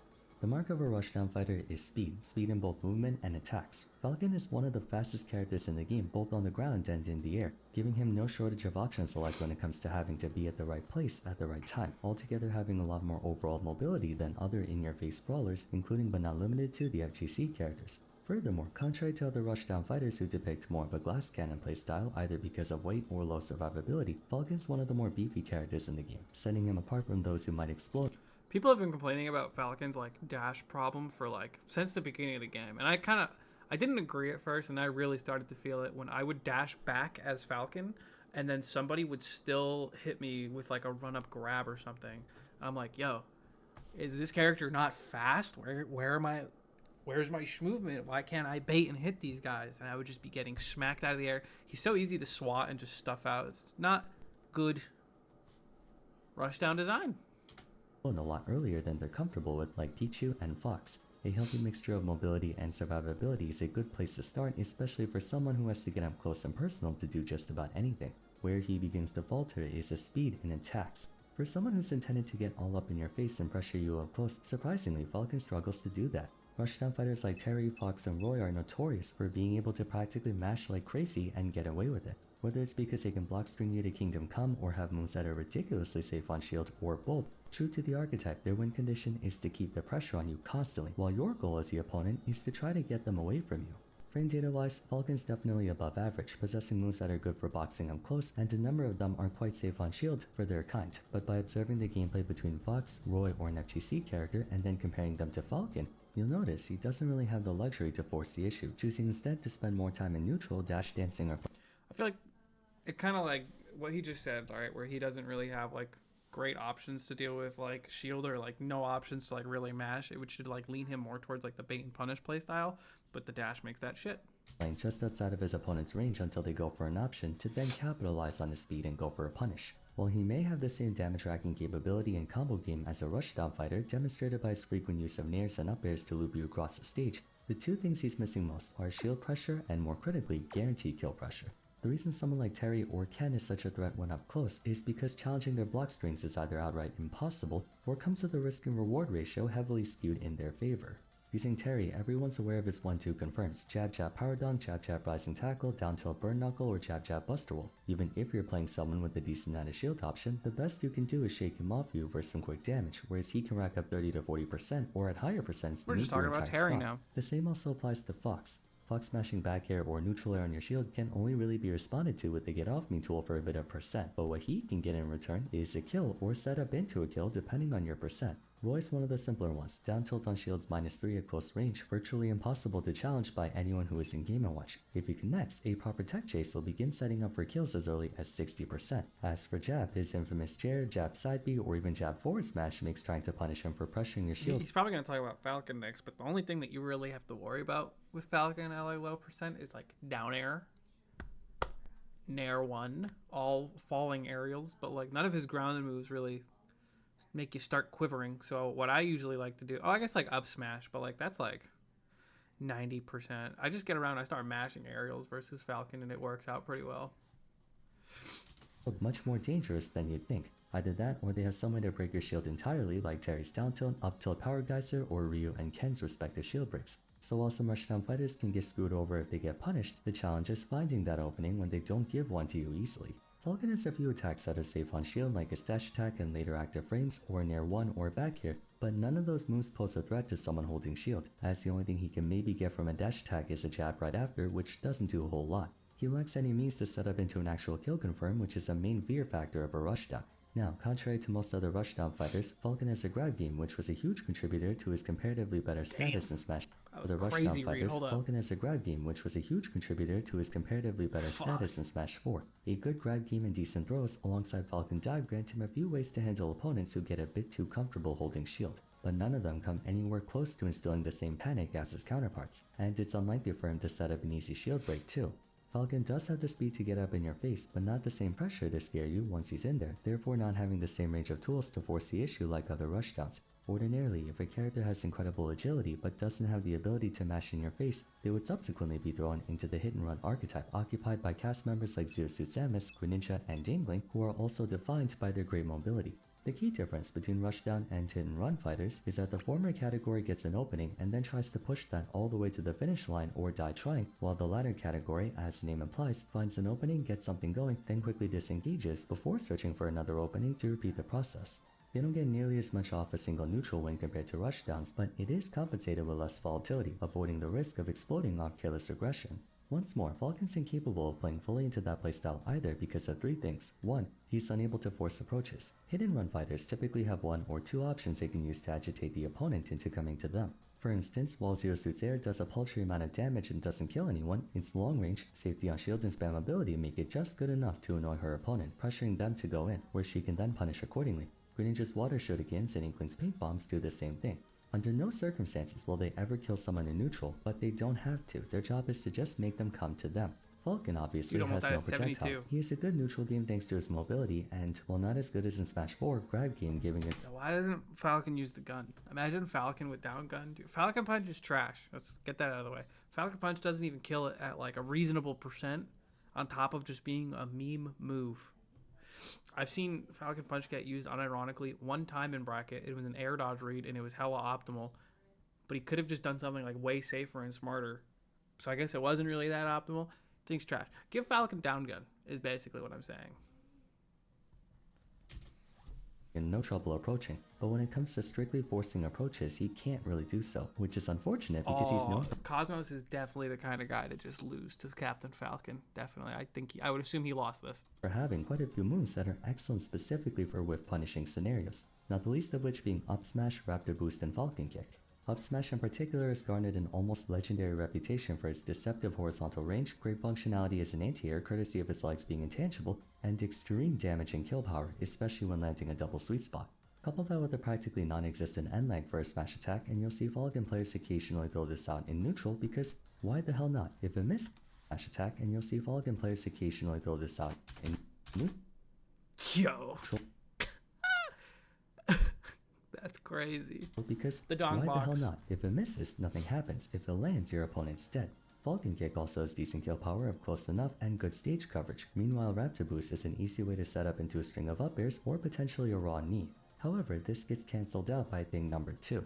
2. Falcon doesn't have an easy and safe tool for going after a whip punish that can lead into an easy confirm. What options he does have are very committal and usually not fast enough. Falcon Kick and Raptor Boost cover a good amount of space, but Makes him if you upbeat. miss either of them, you can get easily punished by a shield drop dash Upbeat is attack broke. or an add a shield option respectively. His dash attack on the other hand is a great option for throwing out as it's one of the safest dash attacks in the game and at early percents can transition into some combos. But at mid to high percents, this is more of a burst option dash attack meant for kills like Terry or Clouds and less of a combo dash attack like Greninja, Meta Knight, and Fox. Unless you use it literally at point blank, Falcon also has trouble crossing up shields with this move. Dash attacks aside, other whiff punishers typically have something to heavily threaten careless approaches, which, if used in tandem with something that can force approaches, can give those type of fighters their strength. Take Bayonetta for example. Though uncharged bullet arts doesn't pose a threat, it is enough to force an approach that she can punish with afterburner kick to deal huge damage or even kill you outright, depending on your position. 3. Falcon's kinda stuck on extremes where he's either hitting you once and that's it, or hitting you 5 billion times in a row, further making him incompatible with executing this type of playstyle to the fullest. Falcon has a plethora of strong single blows, from up smash to Falcon Kick to forward air to sweet spot back air to dash attack, but lacks easy ways to set up into them. The best you might get is an air 1, but compared to other Nair Warfare ones like Joker Fair or Roy Nair, the knockback angle and distance on Falcon's Nair 1 forces you to master IDJ to either rise high enough to do so or extend your combo with falling up airs. Dash attack and Falcon Kick would make for excellent tech chase punish options, but Falcon doesn't have an easy way to set up tech chases at high percents like a Roy down tilt for instance. He's kind of like lacking. Like I feel like Falcon's just lacking like the seal up for his kit. Sorry for hitting like he's lacking like the seal up for his kit. You know, like I feel like the cherry, like he's missing like a cherry on top. I feel like it is kind of the big thing about it. That's another because kind of like he said, he doesn't really have like amazing setups for his like early kills or anything like that, or like his damage output. I don't think is really like broken at all whatsoever. But like Fox right there, for example, like he has laser. It's not a broken move, but it's like this is really good to have for just the occasional matchup where I need to do just a lot of lasers. Or it's just like that little bit of chip damage I needed to make Nair up smash work. There's no cherry on top. Zero Suit's Paralyzer, another one of those. Blade Beam, I feel like, is like that. Just, I think like most characters like F-Tilts are kind of just like, all right, this is an all right move to throw out. I'll give 2 subs to watch the Sephiroth video after. No, I'm good. Alternatively, a Fox type Nair to do landing Nair dash attack or landing Nair Raptor Boost or landing Nair Falcon Kick. Credit towards too, he does have a grounded scooping option in the form of Raptor Boost, which if you can land it does the exact same things as a Meta Knight, Fox, Greninja, or Diddy Kong dash attack, but it's typically not fast enough to be used on reaction most of the time. Oftentimes when I watch Falcon, it feels like the Falcon player has to work so much harder to find kill confirms that others can get a lot easier. Very simple things like Joker down throw or send back air on bad DI, it's not guaranteed, but it's something the Joker player can safely fish for at the ledge to score an easy kill. Falcon's down throw sends out too far to be used like a Palutena, Joker, pit down throw back air confirm, or an up tilt or landing aerial that scoops 3 up subs. opponents That's to $15 consistently for lead you, into a not for knee or me. something. Like imagine if he had a Luigi Nair that pops you straight up. Having a consistent and fishable confirm into knee would instantly make him high tier. Part of what made him so much better in Smash 4 was that he did have easy confirms, mostly through his dash grab which got nerfed in Smash Ultimate, making players have to find alternative methods to get things going. Speaking of dash grab, that was essentially I hate that his down throw is garbage. It's like some characters you cannot get down throw follow-ups on. I don't know why you would ever make Falcon not get throws on follow-ups. Falcon's neutral spam tool along the lines of the previously mentioned character's dash attacks. Of course, I'd be remiss to not give mention to the minor boost in recognition he had during the midpoint of Ultimate. Through the efforts of Fatality and the rise of new Falcon mains like Sean, Chokibu, and Karage, there was a bit of optimism during this time, as he had gotten a number of buffs over Ultimate's development to make him ever more viable. But there was still the overall fundamental lack of things he needed to either fully commit to the rushdown playstyle or fully commit to the hit-and-run playstyle. These deficiencies, coupled with a few peculiar janks associated only with him, namely the fact that he extends his hurt box when dash dancing, makes him feel like worse iterations of other members of his class. In a cruel twist of fate, most of Falcon's losing matchups happen to be against other rushdown and combo-oriented characters. He routinely has a tough time against Ken, Pichu, Roy, Fox, Mario, Terry, Inkling, Wario, Sheik, and so on, because they all have the same capacity of shooting out damage, but they all one-up him in some way, shape, or form. Overall, they can press momentum a lot more consistently and easily than Falcon. In my opinion, that's kind of what it boils down to. Falcon's intended to be very momentum driven, but for the strangest reason lacks the faculty to capitalize on momentum, whether short bits of momentum or long strings of momentum. It just feels like something's missing compared to his Melee or Smash 4 iterations. He used to have a clear identity of racking up damage with his heavy combos or playing a grappling combo game, but in this version it feels like he doesn't really have anything to set him apart from the others. Falcon used to be the grappling rushdown, but that got taken away from him and replaced with effectively nothing. In a game where it feels like everyone has an easy kill confirm or situation where they have a 9-1 advantage against their opponent, everything about Falcon feels like a 50-50. The Falcon player has to take unreasonably high risks to get the same result that similar characters get without any of that risk. As a result, even though people think he's a really hyped character, the higher up you go, the lamer you have to play on him, since it's just too risky to go for sauce. True. That's just like a fact of life though that he just said, where if you want to be shiesty, if you want to be a nasty player, then you're taking a lot of risks. That doesn't work anymore. You have to play cringe if you want to win, which is up B with Falcon. He hasn't even mentioned up B yet, which is crazy. We're 11 minutes into the video and he hasn't even said anything. Especially when you can blow up instantly for doing so.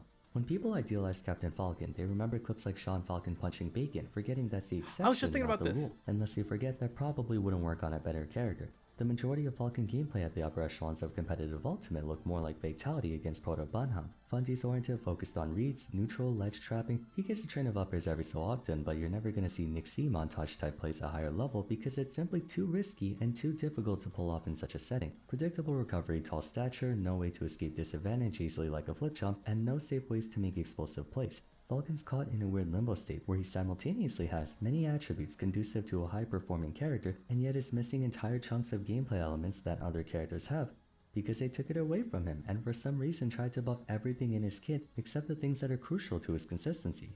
He's popular to play casually or at low to mid level, but really difficult to play competitively. It's a shame too, people love the legacy this guy has, but outside of Brawl, Ultimate Falcon might be the worst rendition of Falcon that's still decently viable. I tend to see discussion on Reddit or Twitter or even in my own comment section talking about Brawl Falcon was so garbage. I not too long ago played like a friendly session of Brawl and I was like playing Falcon and that character is shite. Just not good at all. And he has a weird noise that occurs when he dashes. I don't know how else to explain it. how he's the most overrated character in terms of people thinking he's more hype than he actually is. But that's not really his fault. It's not tenable to play him for hype given the circumstances. Either way, Falcon's in a tough position. I hope they rework him in the next match title to have a clear game plan and niche to call his own. But for the time being, that's going to be it for today. Let me know your thoughts on Falcon in the comments down below if you agree or disagree with my points. Aside from that, if you enjoyed the video, a like and subscribe would be much appreciated. Don't forget to follow me on Twitter at VarsVaram, join my Discord server, and why not check out my discussion on Min Min if you haven't yet. But till next time, thanks so much. Min Min is cringe, that's the problem. That's this shit is ass. Ain't nobody wanna fight Min Min.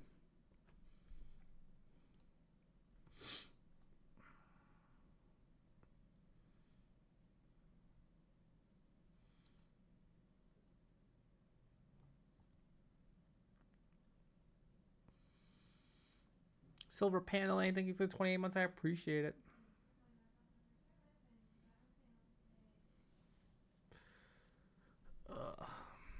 Now what?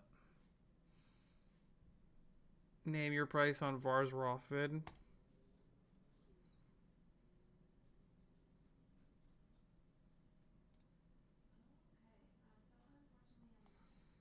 Let me find it.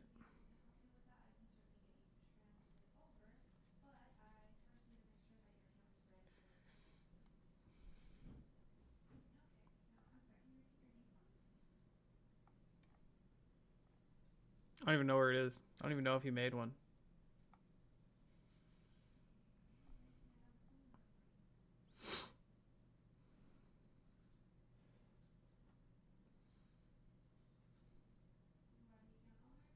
Did chat lie? Oh, wait. Why no one plays Sephiroth? Is that what you want to watch?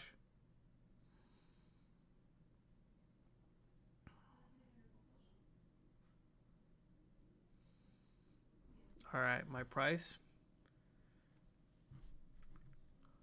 4 gifted subs. I'll send you a clip. Will you watch it?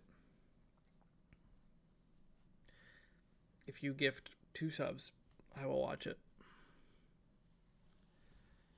This guy loves Sephiroth. Holy. Because he sucks.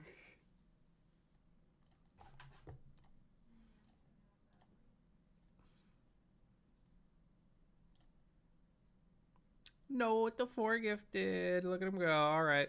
You've earned it. Smash Bros. All right. I'm not playing the video, though.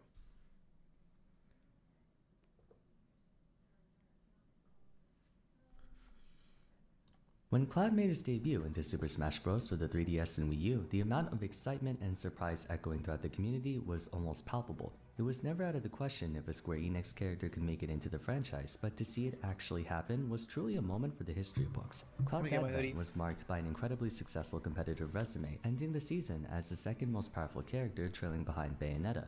Needless to say, when Sephiroth came into Ultimate in what I might say was the most hype reveal trailer ever made before or since, initial reactions to him were just as optimistic, if not more so, given the enduring rivalry between him and... Dude, his reveal trailer was so fucking good. I have to get you in call. Do I have to?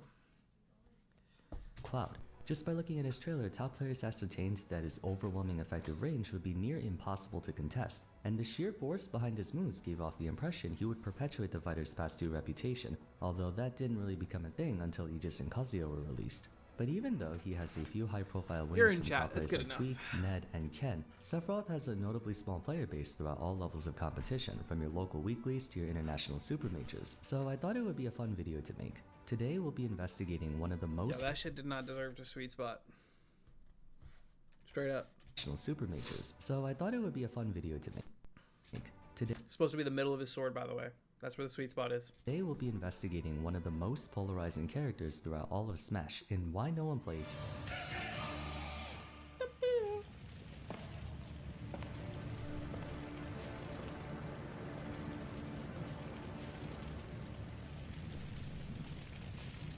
Like all DLC fighters, Sephiroth's identity is tied to his unique mechanics, one of which being the only thing allowing him to be tournament viable in the first place, albeit with some inconsistent results. The first mechanic is most conspicuously his extreme range by virtue of his iconic Masamune, sporting more effective reach than even the Belmonts and Shulk, only really surpassed by Min Min, but I mean that's saying a lot. Sephiroth's attack reach is so long that it inadvertently causes many of his attacks to be virtually unpunishable on shield if perfectly spaced, purely because the majority of the cast doesn't have an add a shield option long enough to strike back.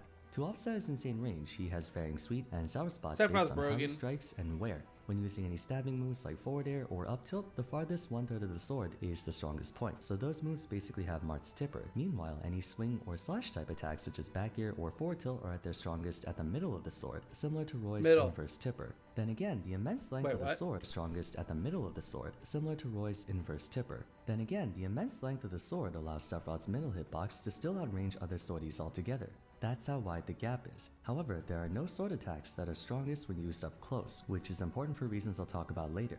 His other defining aspect is his unique property, also referred to by the community as his DLC mechanic, One Way. Upon reaching around 90%, fluctuating either upwards or downwards based on if he's ahead or behind, he gains a set amount of bonuses that can only be described as a combination of Cloud's limit and Joker's Arsene. Along with letting Remember him when double Ned played jump this twice game? in the air, all of Jesus his attacks deal Christ! 1.3 times more damage, resulting in him having some of the highest damage output in the game. And he gains a significant boost to his already impressive mobility, far more than even Cloud's limit. Additionally, his smash attacks gain heavy armor, being able to withstand up to 20% without interrupting his animation.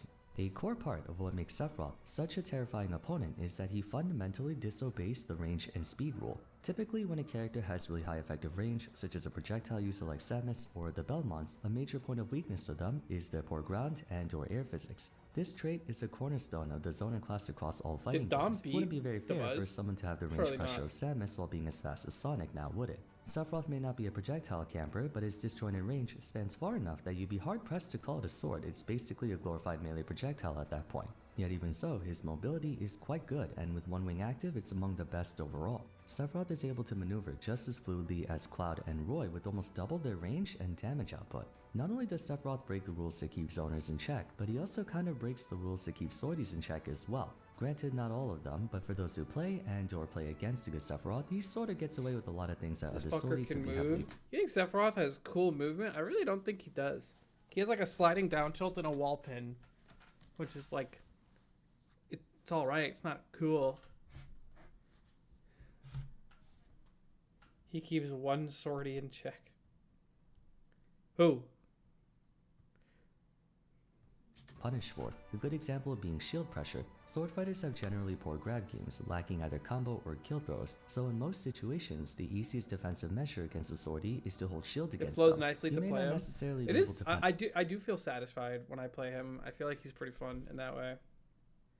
Feels good to hit like a reverse up air or like a nice juicy F tilt. finish their attacks, but it forces them to find other ways to break through your defense. Sephiroth, on the other hand, has Down Smash, a near instant shield breaker, and he also has 3 somewhat reliable combo throws in the form of down, back, and up throw. Through Shadow Flare, he can pressure his opponents into a lose-lose situation, as they now have to contend with the orbiting flames and him at the same time. Also, despite his frailty, Sephiroth's recovery is quite impressive, another weakness swordies are well known for. It's understandable as to why top players had a favorable opinion towards him. When you take a look at all the character's pros, it bears a lot of resemblance to how overbearing Cloud was in Smash 4. Thing is, all those bypasses come with their own problems, namely that in exchange for having lots of unique strengths, Sephiroth has a lot of unique weaknesses of his own. Chief among them is that he's pretty much the only long-range character with a melee dead zone. Zoners and trappers may have poor mobility in general, but that doesn't mean they lack the means to fight up close and personal. Quite the opposite, they're actually notorious for having get-off-me tools. For instance, Samus has access to Screw Attack, a frame 6 up special that can attack both sides of her. The Belmonts also have a frame 6 get-off-me tool in the form of their Rising Uppercut. Link is a frame 7 up B and a frame 10 neutral air at a shield. Pac-Man has a frame 6 nair at a shield and a frame 8 forward air at a shield. Snake has tons of out-of-shield options to choose from. Min has a frame 11 nair at a shield if using Ram Ram. It would suck if the Shadow Orb only sent opponents away, right? Even if you find a way through the barrage of projectiles and disjoints, you still have to be careful with how you approach them when getting up close, as they can very easily throw you back out. The one exception to this is Sephiroth, who is quite possibly the worst close quarters combat in the game. The fastest out of shield option he has is neutral air at frame 12. It's not the worst, but Rising Nair doesn't exactly lead into anything and it has rather short range, only hitting in a circle around him, and since it's a rising aerial, there's a chance he may not be able to hit low profile targets, such as short height characters like Greninja and Pikachu, or characters who pancake on falling aerials like Cloud. Aside from that, Sephiroth may honestly have the worst out of shield game period. Something desperately needed to survive, considering most of the game's top tiers are members of the Rushdown archetype. Joker, Sheik, Roy, Fox, Smithra, and Sonic, to name a few. Not being able to escape pressure is a weakness that by itself prevents you from ever being a top tier character. Ultimate is a game predicated on advantage state and punish game, and add a shield option is good for both, as it prevents the opponent from exerting pressure on you, while you get to punish them for trying to attack you. This forces Sephiroth to play exclusively mid to long range combat. Granted, that's pretty easy to do thanks to his aforementioned combination of range and speed, but there's one thing about said range that doesn't make it quite as reliable as it looks. Something I should clarify is that there's a difference between range and coverage. Range entails how far your character can attack, whereas coverage denotes the total area your attacks cover. Take Sephiroth's forward air, it's a forward thrust, probably the longest forward air in the game. However, it has a very thin hitbox, making it rather precise. Whereas Ike's forward air is an overhead arcing slash. It may not reach as far, but it covers more area by attacking above him, in front of him, as well as below him. In most situations, This is you would definitely, I like rather that he's actually making the specification just because it's actually important to have good coverage. have Ike's forward air since it has a wider margin for error. You don't need pinpoint accuracy to land this attack. Now, I'm aware that Sephiroth's forward air is not as difficult to land as I'm making it sound, seeing as it has 6 active frames, so if using it while landing, it covers a pretty decent area, but my point still stands. Most of Sephiroth's fast attacks, I say fast in air quotes, are precise. Forward tilt, back air, up tilt. You usually have to be right on the money to land those moves. Regarding his more generous hitboxes, they're pretty laggy, such as up air or up smash, not something you can spam as often. While Sephiroth's attacks have unreasonably good range, they're not as conducive towards the defensive spacing playstyle when compared to more traditional swordies like the Fire Emblem characters. Opponents who can approach very quickly will squeeze through your blind spots even if you try to keep them away from you. In other words, you could be doing a great job spacing your attacks and keeping distance, and still get gap closed on because your attacks have poor coverage. The absence of reliable defensive measures adds more insult to injury when you account for how ridiculously light he is. Not only does Sephiroth share the same weight as motherfucking Kirby, but he's more than twice his height, being one of the easiest characters to hit, especially with landing and rising aerials. Sephiroth just dies, not by a small margin either. We're talking he usually dies 30% earlier than most others. Of course, his I don't weight want is there Sephiroth to to be balance out normal his weight. extreme offense, There, but I that said it. compounds how I think he would be volatile of a annoying. character he is. Sephiroth has amazing offensive stats like mobility, range, and power, but abysmal defensive stats like out of shield options, hurtbox size, and weight. In competitive fighting games, high polarity tends to work against their viability more often than not due to resulting in inconsistency. It doesn't matter how high your highs are if your lows are just as low. For Sephiroth's case, Tilde wearing a his jersey looks weaknesses may funny. be more pronounced than his strengths. Low durability, poor disadvantage state, inconsistent hitboxes, and some of the worst overall frame data in the game cause more harm than what good range, high damage, strong advantage state, and pressure can make up for. If anything, I feel like in the realm of competitive Smash, a character's value isn't measured by how much damage they do or how good their combo game is, it's quantified by how safe they are. Not as in safety on shield, just safety in terms of exploitation. You can exploit the hell out of Sephiroth, but it's harder to exploit a Joker or Sonic. On the subject of weaknesses overshadowing strengths, let's talk about his comeback mechanic. On paper, One Wing might actually be the best out of all the comeback mechanics if you think about it. It gives you a third jump, that alone Ooh. speaks volumes. On top of that, you get a 30% increase in damage Spitting. across the board Wing is and a broken. big boost to your mobility. Joker's Arsene only gives him more damage and slightly adjusted hitboxes to his attacks. He doesn't gain more mobility or a second jump. Cloud gets a big boost to mobility and a single use of power special, but he doesn't get more His damage counter's on not his shit. normals, and it only lasts 13 seconds, although he can reacquire it on demand. Terry's go button only gives him empowered specials and nothing else. Overall, if we're purely talking about bonuses, Sephiroth's One Wing is the best comeback mechanic. That being said, in practice, I find it to be the least impactful comeback mechanic in the game in terms of payout. Let me explain. See, the point of a comeback mechanic is to offer a substantial, albeit artificial, and temporary boost in pressure in the hopes that they can use that temporary boost to close the gap I think the conditions for Wing to either appear or disappear is insane. I don't know why it disappears ever. I'm not gonna lie. That's bad design. between the players, and while Sephiroth's One Wing is most certainly capable of doing so, the problem with it is that it doesn't alleviate his weaknesses in any way. Joker's Arsene grants him a major amp, but if he's getting his ass kicked before Arsene, he's gonna still get his ass kicked after, because all Arsene, and by extension One Wing does, is amplify your strength. It doesn't compensate for anything. Cloud's Limit, on the other hand, can be used to save him from certain death by augmenting Climaster to be a much more effective recovery tool. It turns Blade Beam, a relatively harmless projectile, into a dangerous kill move that also 2 frames and hits ledge hang. It turns Cross Slash, a damage tracking tool, into one of the most powerful whiff punishes in the game. Terry's Go button offers 2 brand new attacks that are situationally effective. Meanwhile, Sephiroth gains no new attacks or even new properties to his attacks outside of heavy armor. He does get a third jump, which is significant, make no mistake, but if he's in a losing situation, nothing from One Wing will push him out of it. Personally, I consider One Wing to be a win more mechanic, not a comeback mechanic, something to widen your lead rather than close the gap. Occasionally it might help you get back to ledge or get a shield break once in a blue moon, but it doesn't offer any immediate relief. If instead all of Sephiroth's grounded moves had heavy armor and not just his smash attacks, that would be a different story. That was One more obnoxious, what I thing, just the watched. sheer power boost he gets from One Wing is somewhat pointless when you remember that he's usually one strong hit away from dying once he gets Wing. Joker gets his first Arsene naturally at around 60%, so he has plenty of time to use it. Terry and Kazuya achieve their comeback status at 100% or higher, but Terry's a heavyweight and Kazuya is a super heavy. They can realistically sustain a good 40 to 50% more damage before they actually die, whereas I've seen Sephiroth get knocked out at double-digit percent. It's sort of like the Lucario problem, where you're strongest when at kill percent, but there's a very high likelihood you'll die before you get to weaponize that strength, if at all. Furthermore, because one wing disappears after you dealt a certain amount of percent, if hypothetically you're down 3 stocks to 1 and you get 1 wing, you'll only sustain That's kind of its what he's effects saying right for now, your Noah, opponent's where it's first and second a stock, as by snowball the last mechanic. stock, provided you made it that far, the game will have detected that you dealt enough damage even though you're still behind, forcing you to have to play that final crucial stock without wing.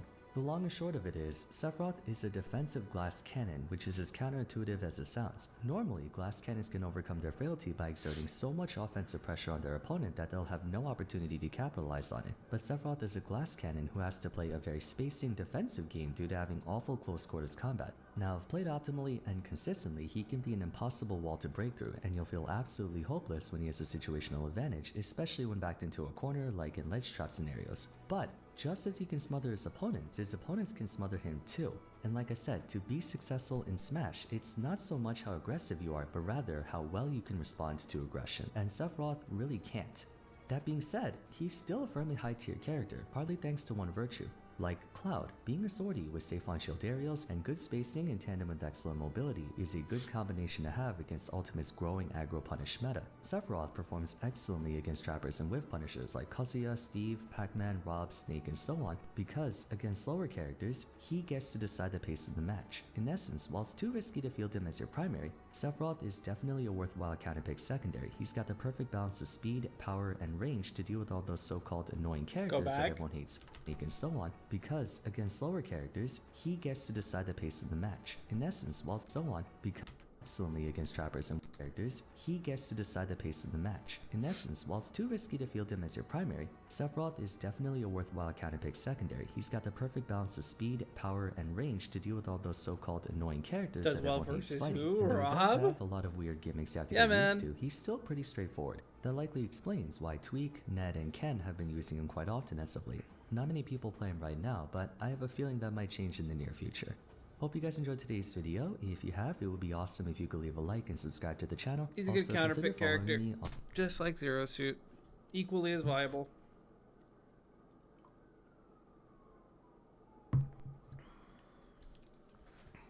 Hey, doing okay versus Steve is as good as it's gonna get, buddy.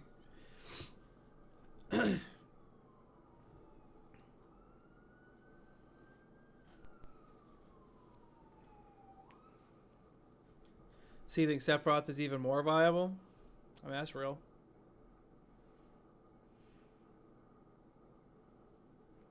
Yeah, you guys could hear the sirens.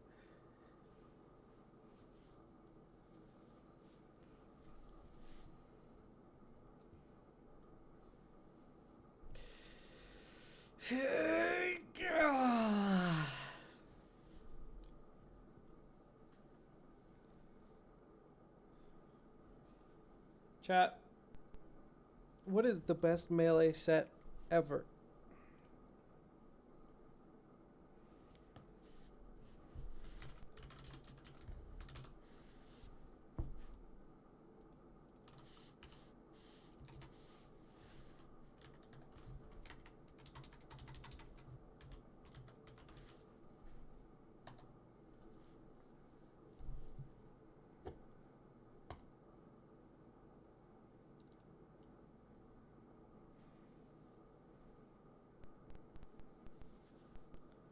Which mango left it? Wait, what about that one summit that Mango won? How about that one where he beat Zayn on FD? Is that the best one?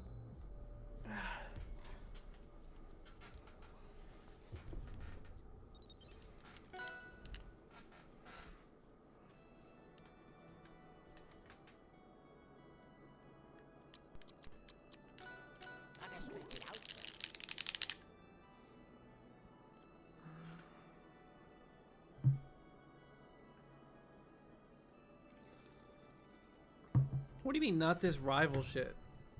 What would you rather I play?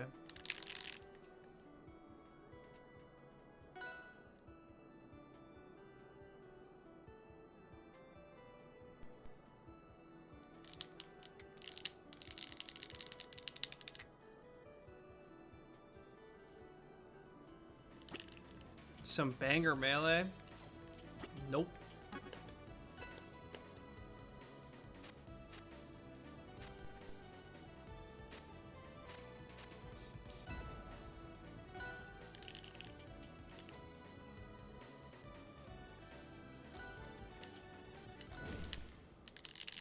any Mango Armada set. Dude, I forgot Armada played that game.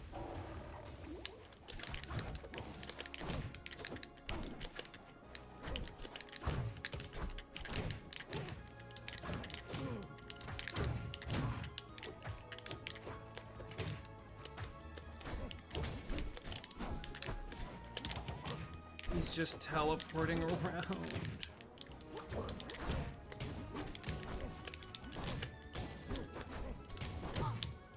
He's just doing Shine Fair.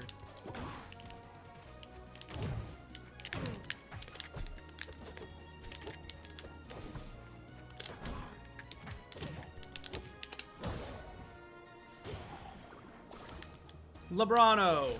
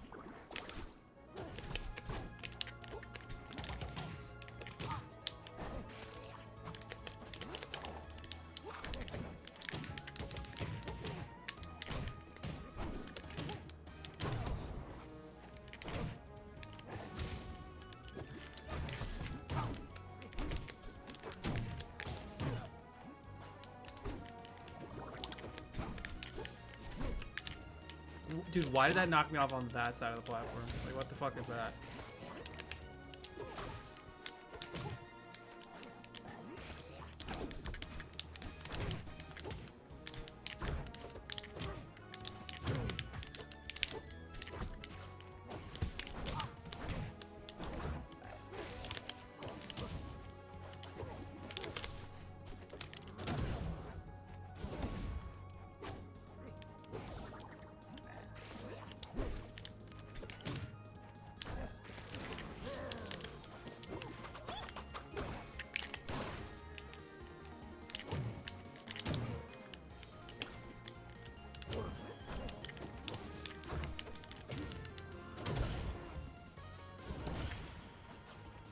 The basketball skin is definitely hilarious.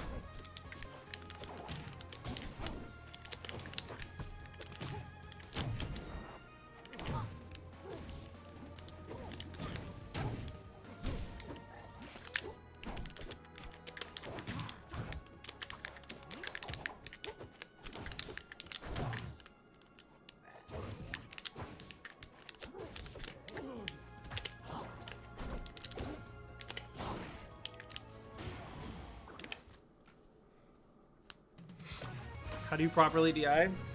Up and away to survive. Out to not get comboed. Or up and in to survive, my bad.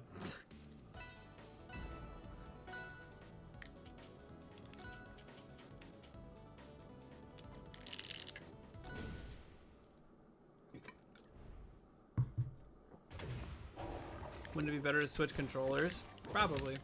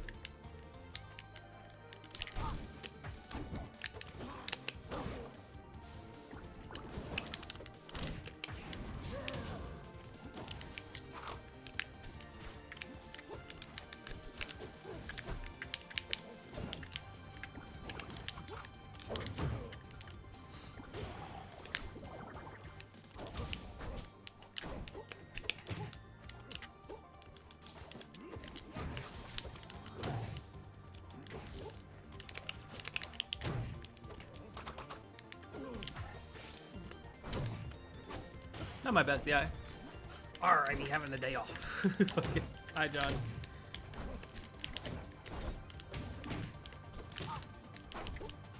So I'm doing back air and it's just doing fucking that move. Down air. Alright, I'm fucking parrying every time this guy hits my shield. He's just gonna shine after everything.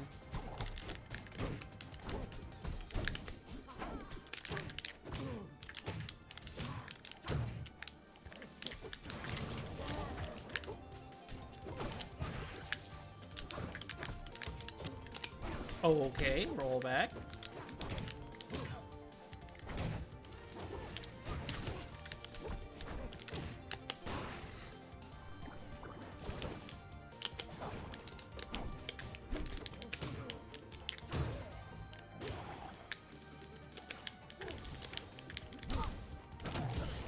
Bubble.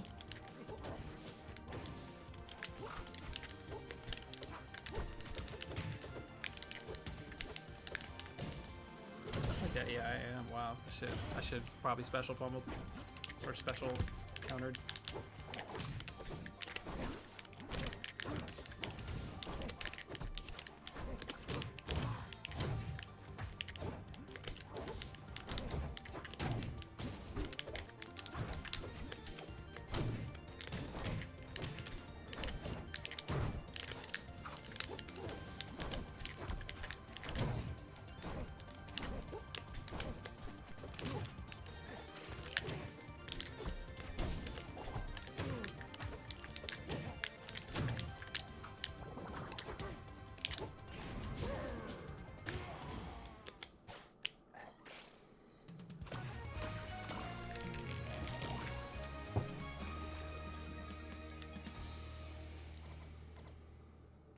I'd rather just play ranked right now, John. At least for a bit. I'll let you know if I change my mind.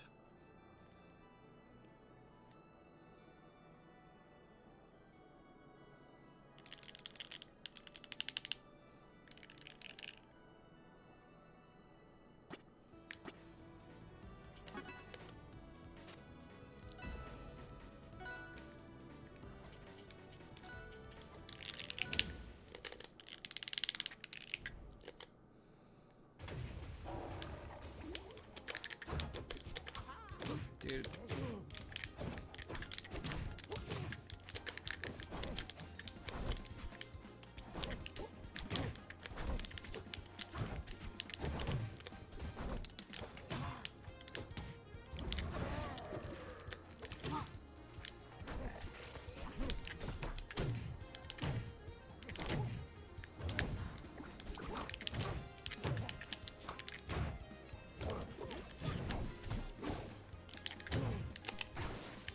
Little lag spike. Very well timed.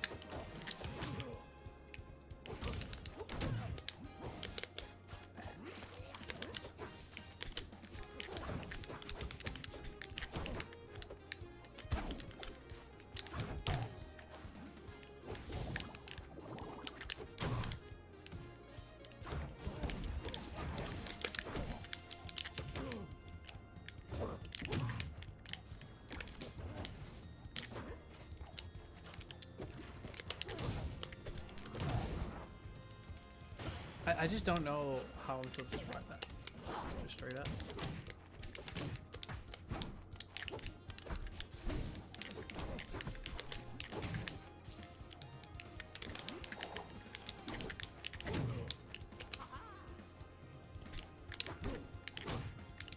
That platform just like spawned to stop me from pressuring him.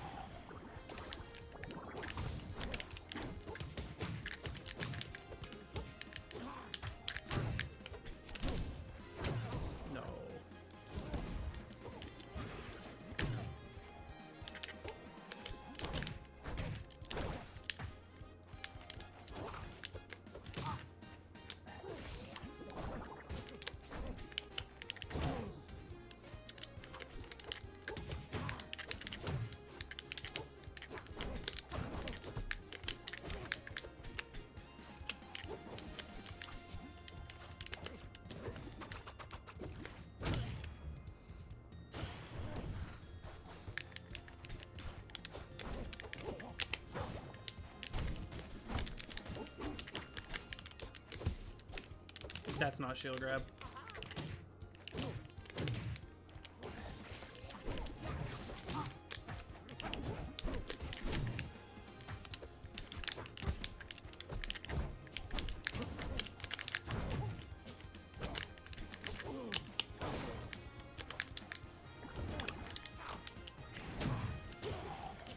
Yeah, man, you could have lived.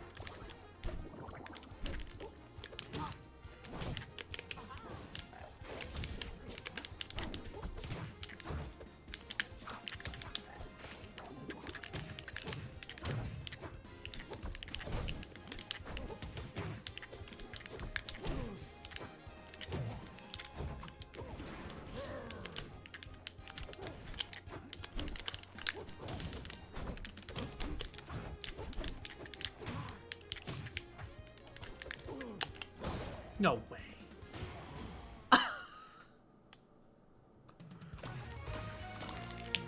I love down throw forward smash.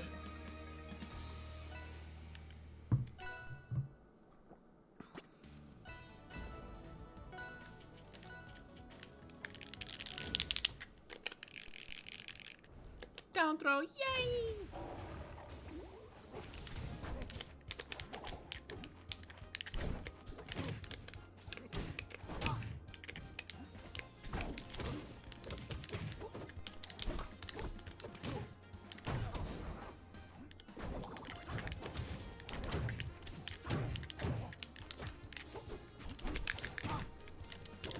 I miss like Wavelands like way more now.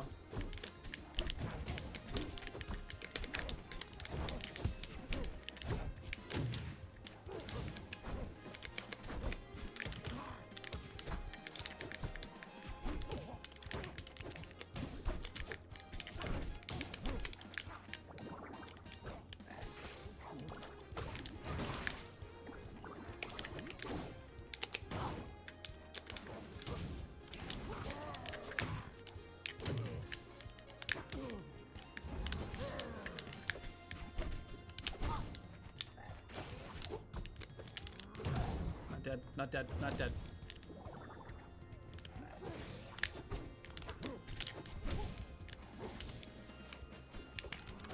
Spot dodged, I swear.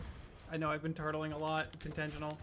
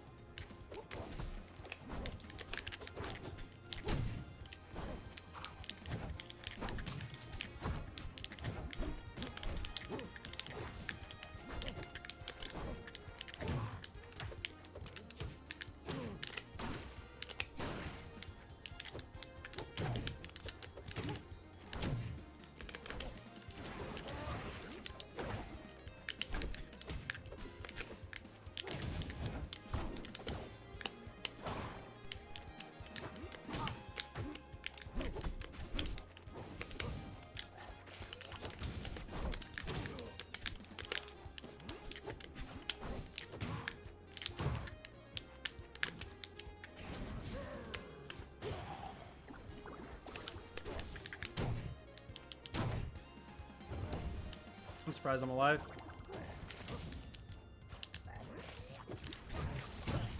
I thought he would do a roll get up again.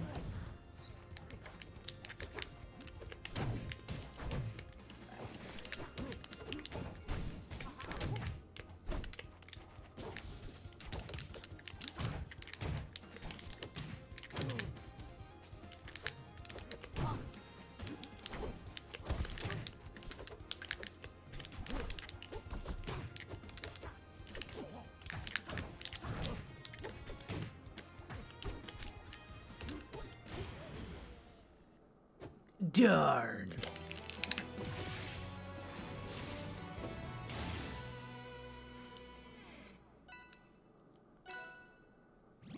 When did you start using my Colorado? I'm just using whatever. I switch my color like every set.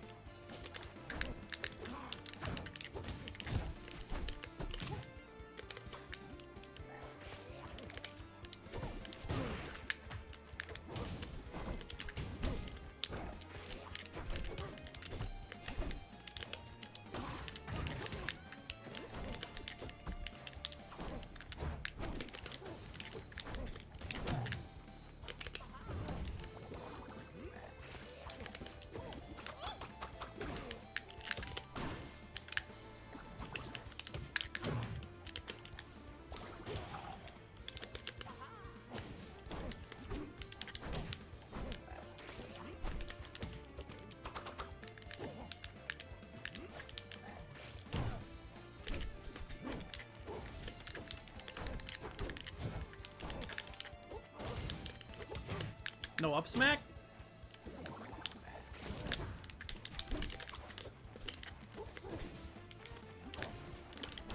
This dude has done like 20 damage to himself from the poison alone.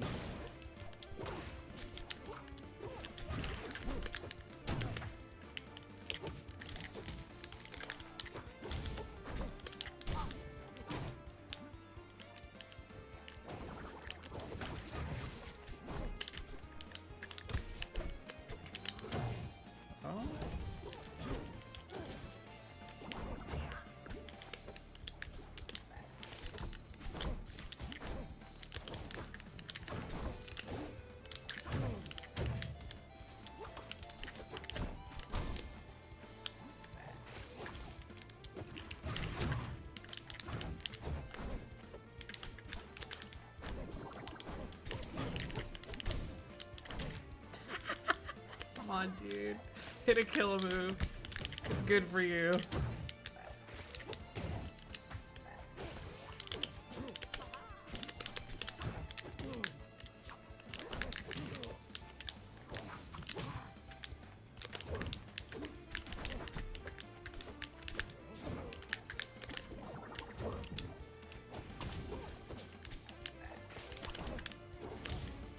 There you go.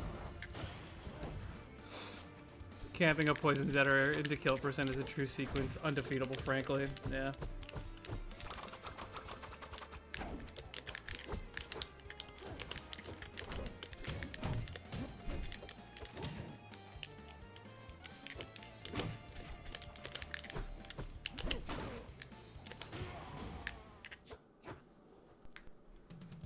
He actually did so much poison damage to himself. He was just doing nothing.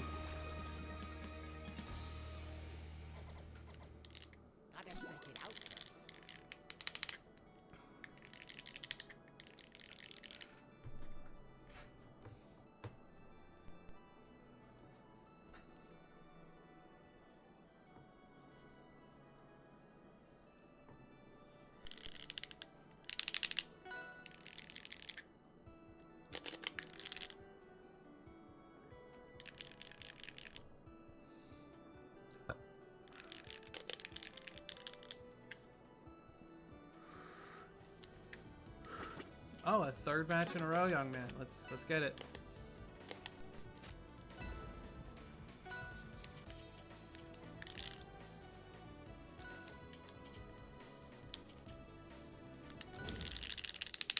We've been deceived.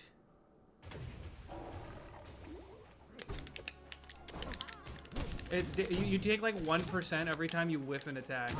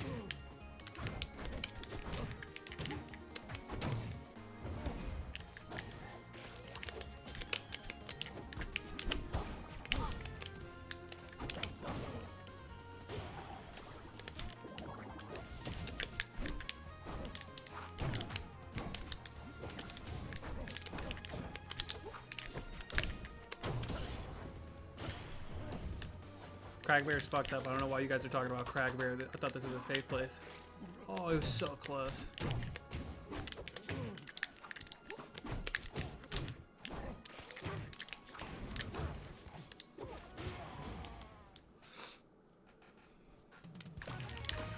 How is the skill floor when you come from playing from Smash? I feel like if you play Smash, it's probably easy to pick up. That's how I feel about it.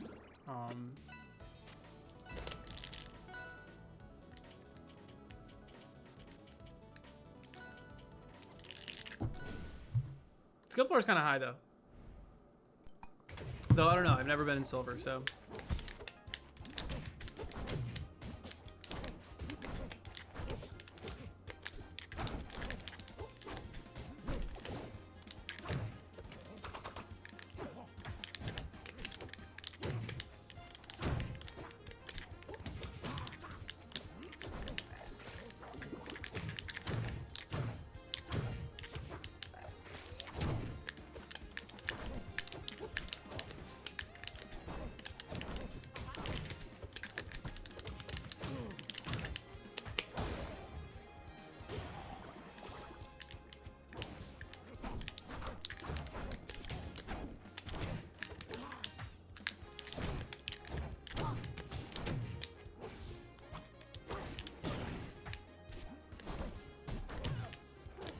He just does shine fair. Like, that's his whole thing. He hasn't learned anything. Like, it hasn't been working, but good lord, will he keep getting parried for it.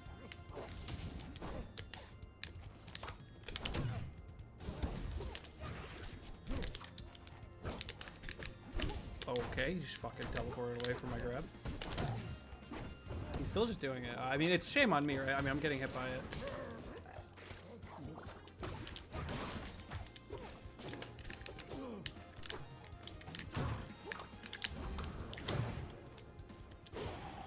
Raw.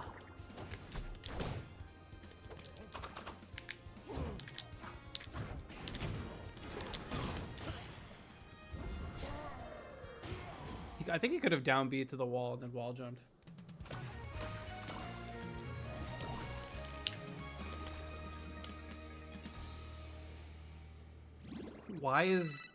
Where is my back to matchmaking button? What the fuck?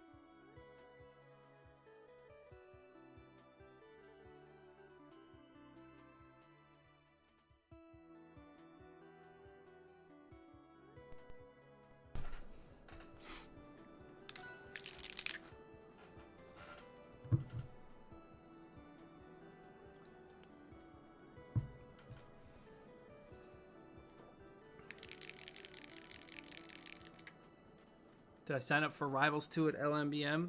Fuck, am I going to that? Is that sponsored by Luminosity? I know this is a weird question to be asking you, Hero for Life, but because if it is, I have to go, and I don't want to go. New York sucks. Actually, New York doesn't suck. Going to New York sucks.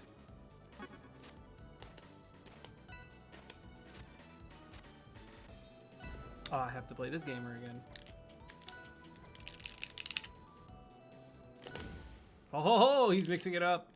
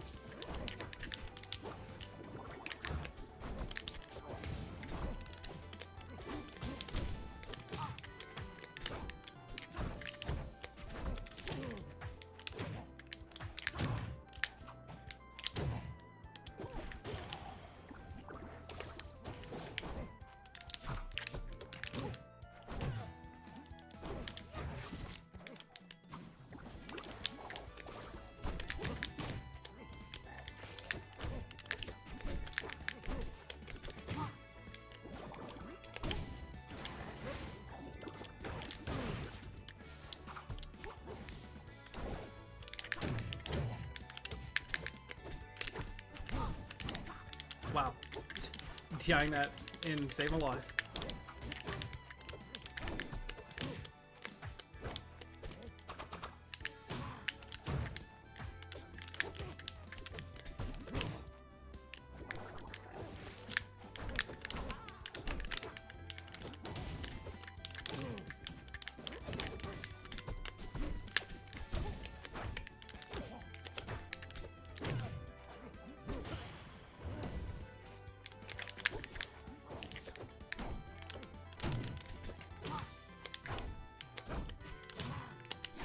No.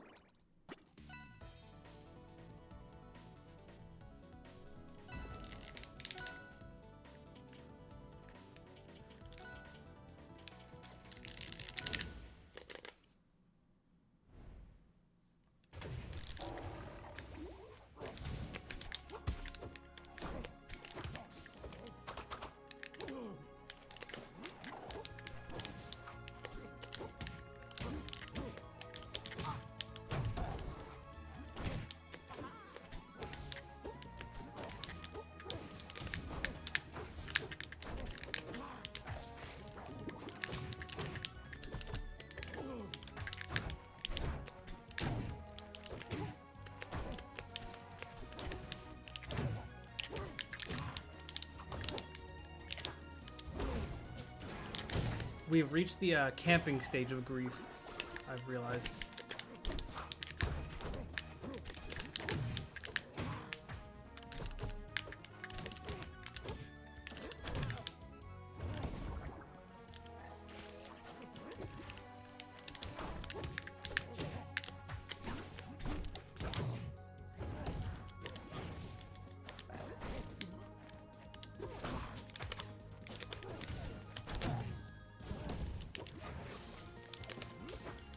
Fuck.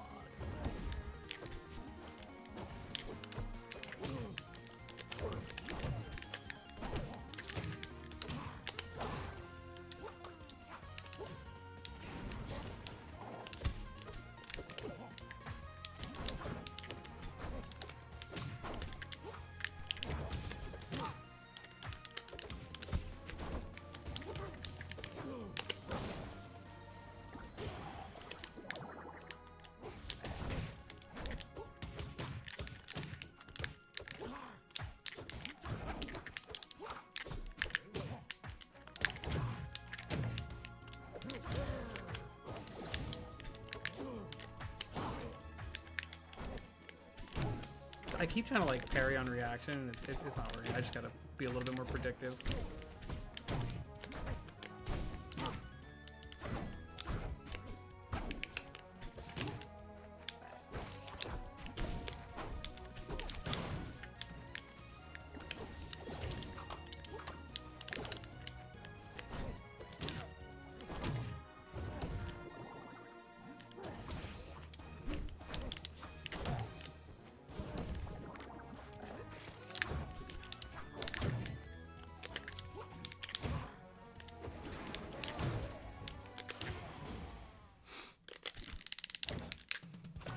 Yeah, this guy, he's probably a little upset that he's had to play me so many times. Or maybe he is grateful for the opportunity to learn from his mistakes. Boston to Manhattan is like a 2-hour and 30 drive. Get a load of this guy, chat. He thinks it's a 2.5-hour drive.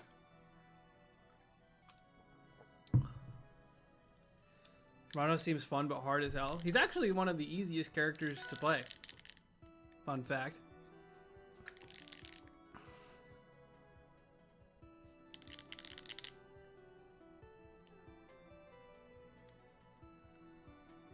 Don't make me do it again. Oh my god, man.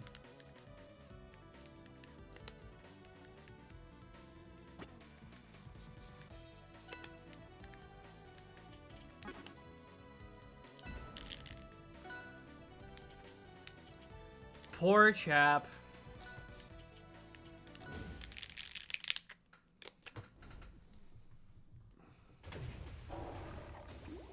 Do I smurf with my forest, chat?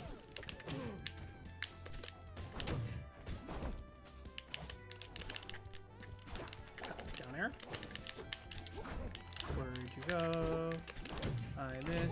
go.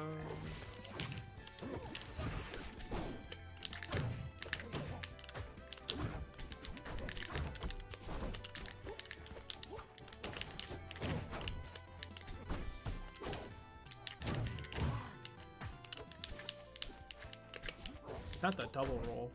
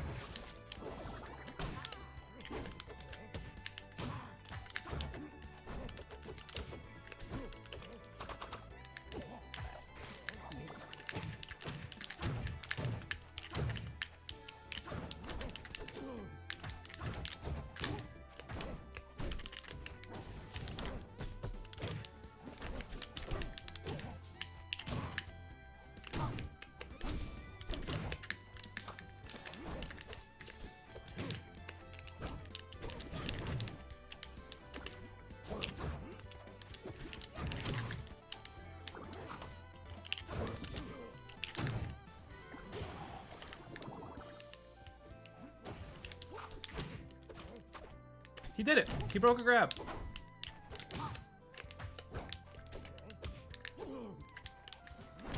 He's gonna forward air from ledge every time. That's insane.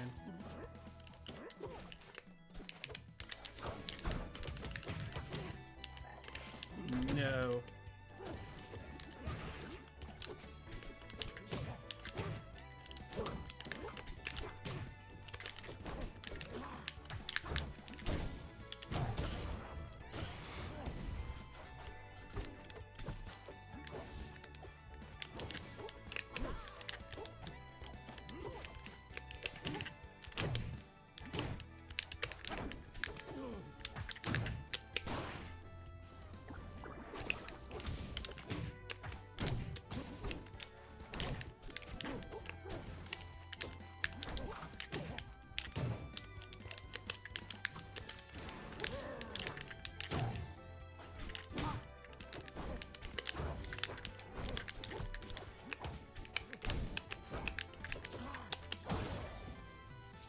He's incapable.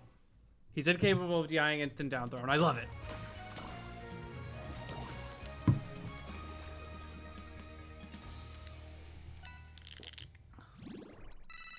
It is an LG event? Fuck.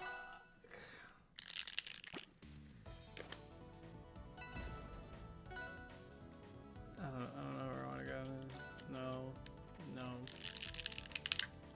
Rock wall? Think about it. How do you super jump on a platform? I always just get dropped through double jump. I buffer it, so like I'll jab on the platform and then I'll hold down, or I'll wave land on it and like the ending lag from the wave land.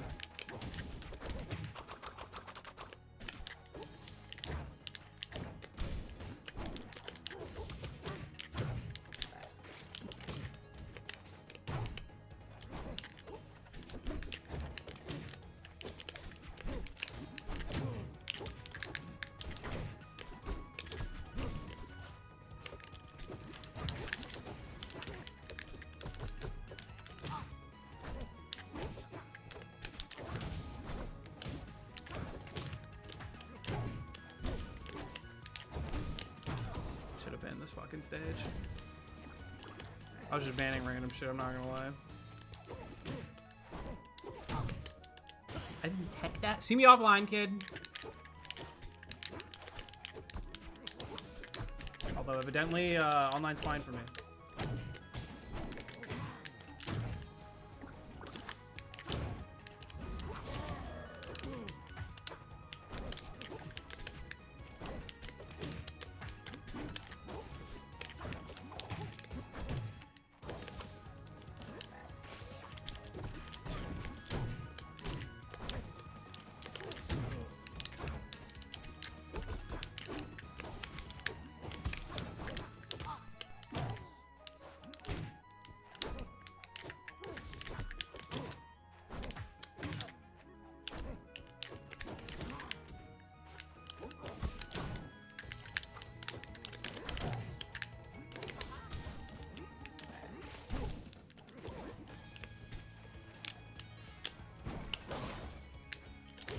kill spark?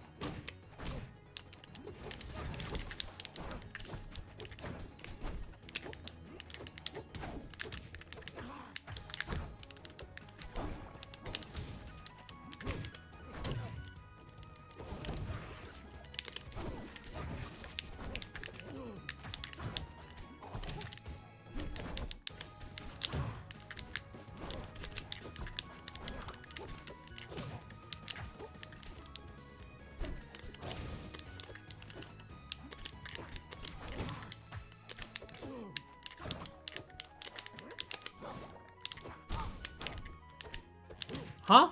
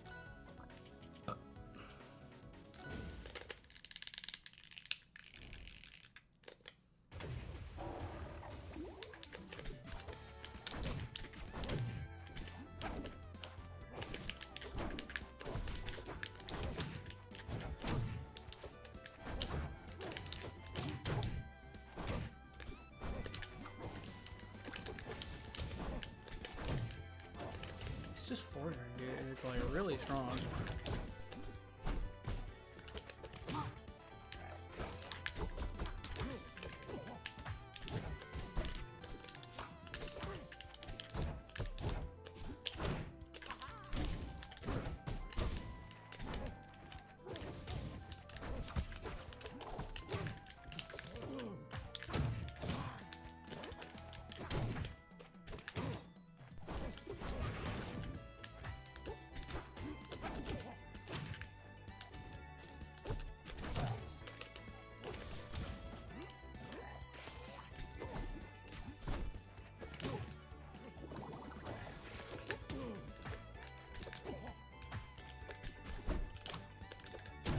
Bro fucked up his thing, and I get punished?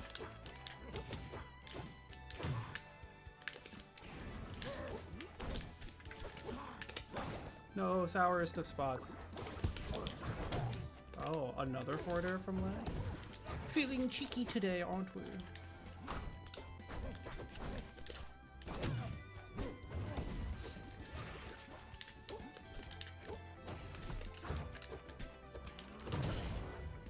Should probably expected that. He was playing weird. Now I know.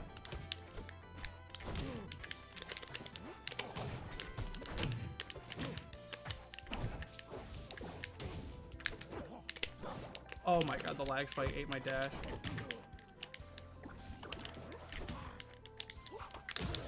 Wow.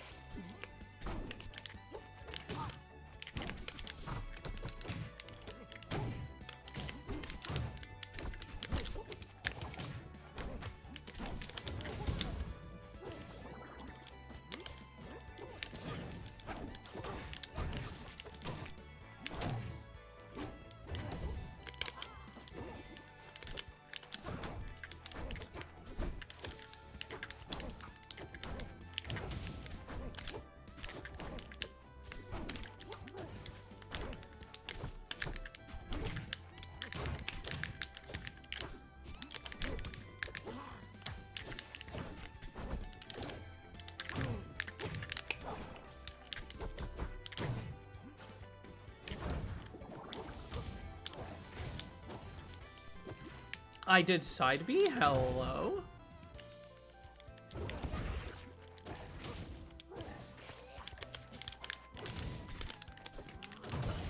Bubble.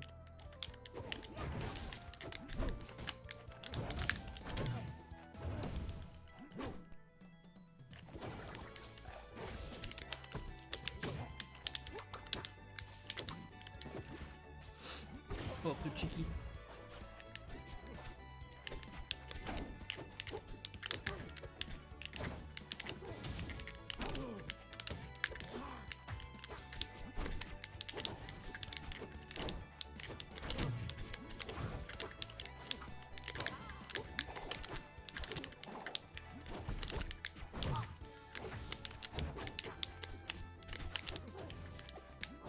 This shit just disappeared while it was inside of it.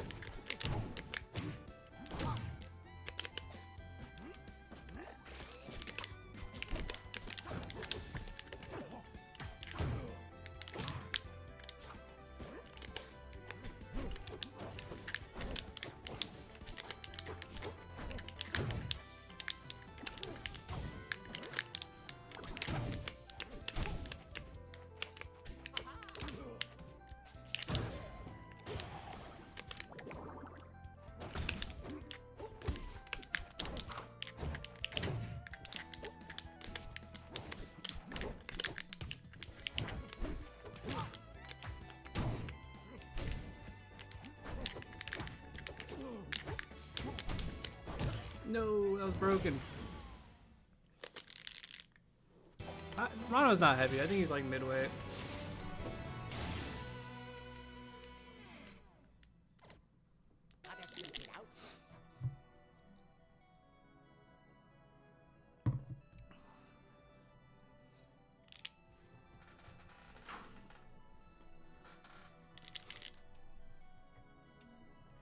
What DLC is being nominated for Game of the Year?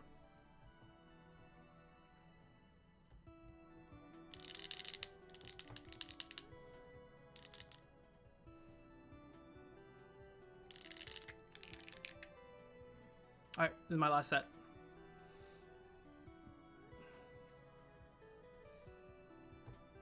Shadow of Erdtree. It's a little silly.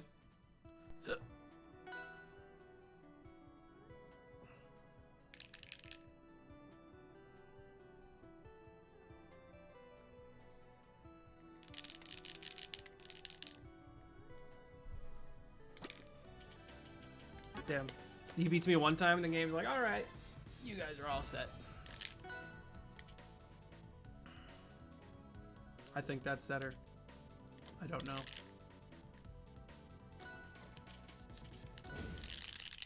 Dude, I can't fucking tell what the characters are based off of the picture on the bottom. I don't... Is that my fault? Am I fucking stupid?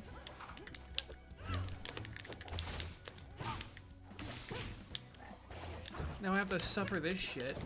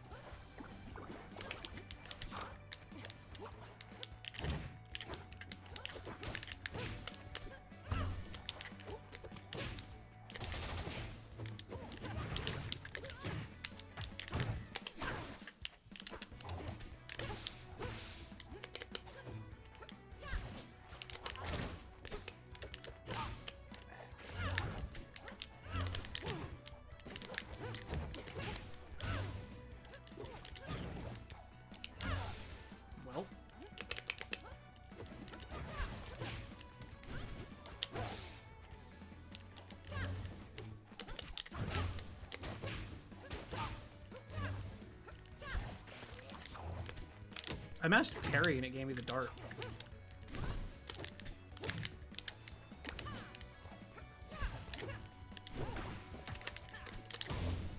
Masher.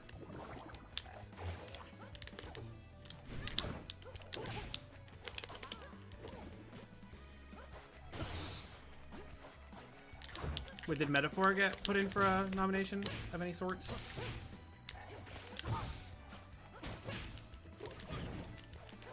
Oh, I'm fucking dead.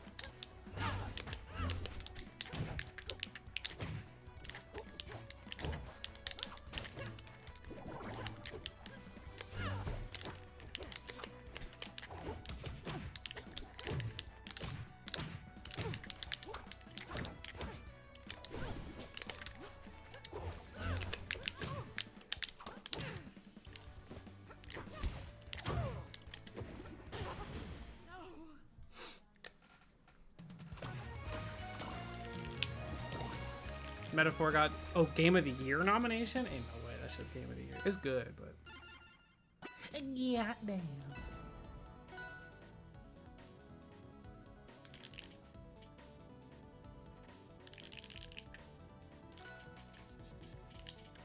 I don't know. This one, maybe?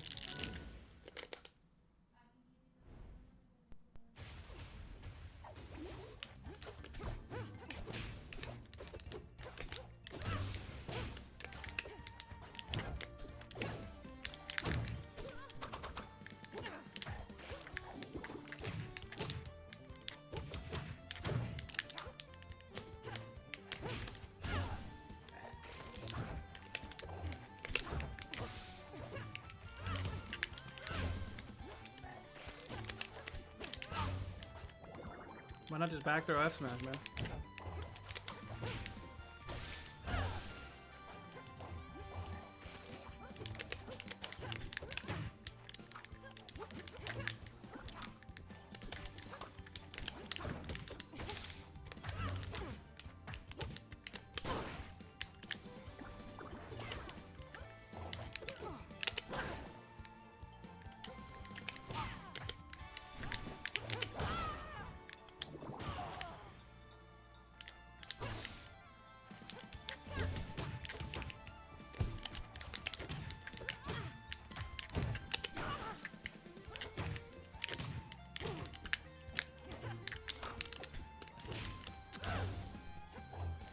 That's a cool little 82, no? A little player interaction.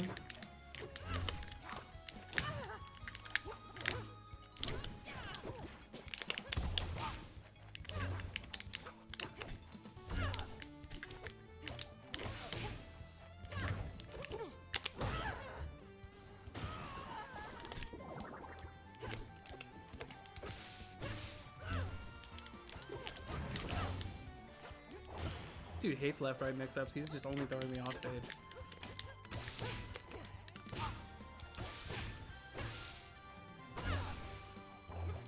Your combo will end one day.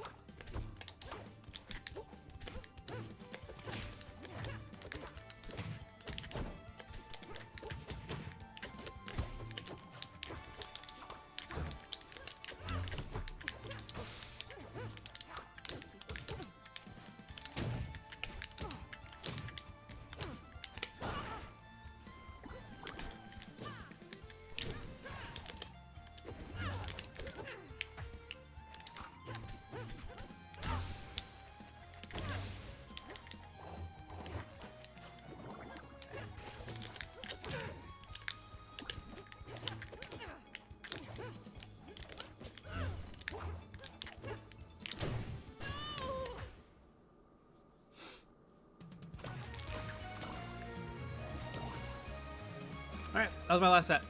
Can we raid J-Mook? Only because... You didn't even say please, actually. I'm not even going to say it because you asked nicely. You didn't even ask nicely.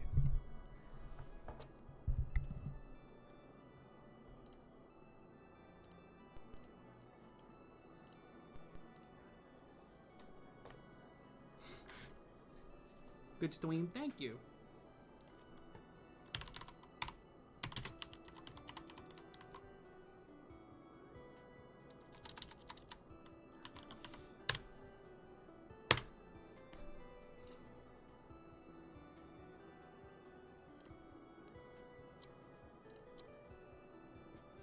GG's.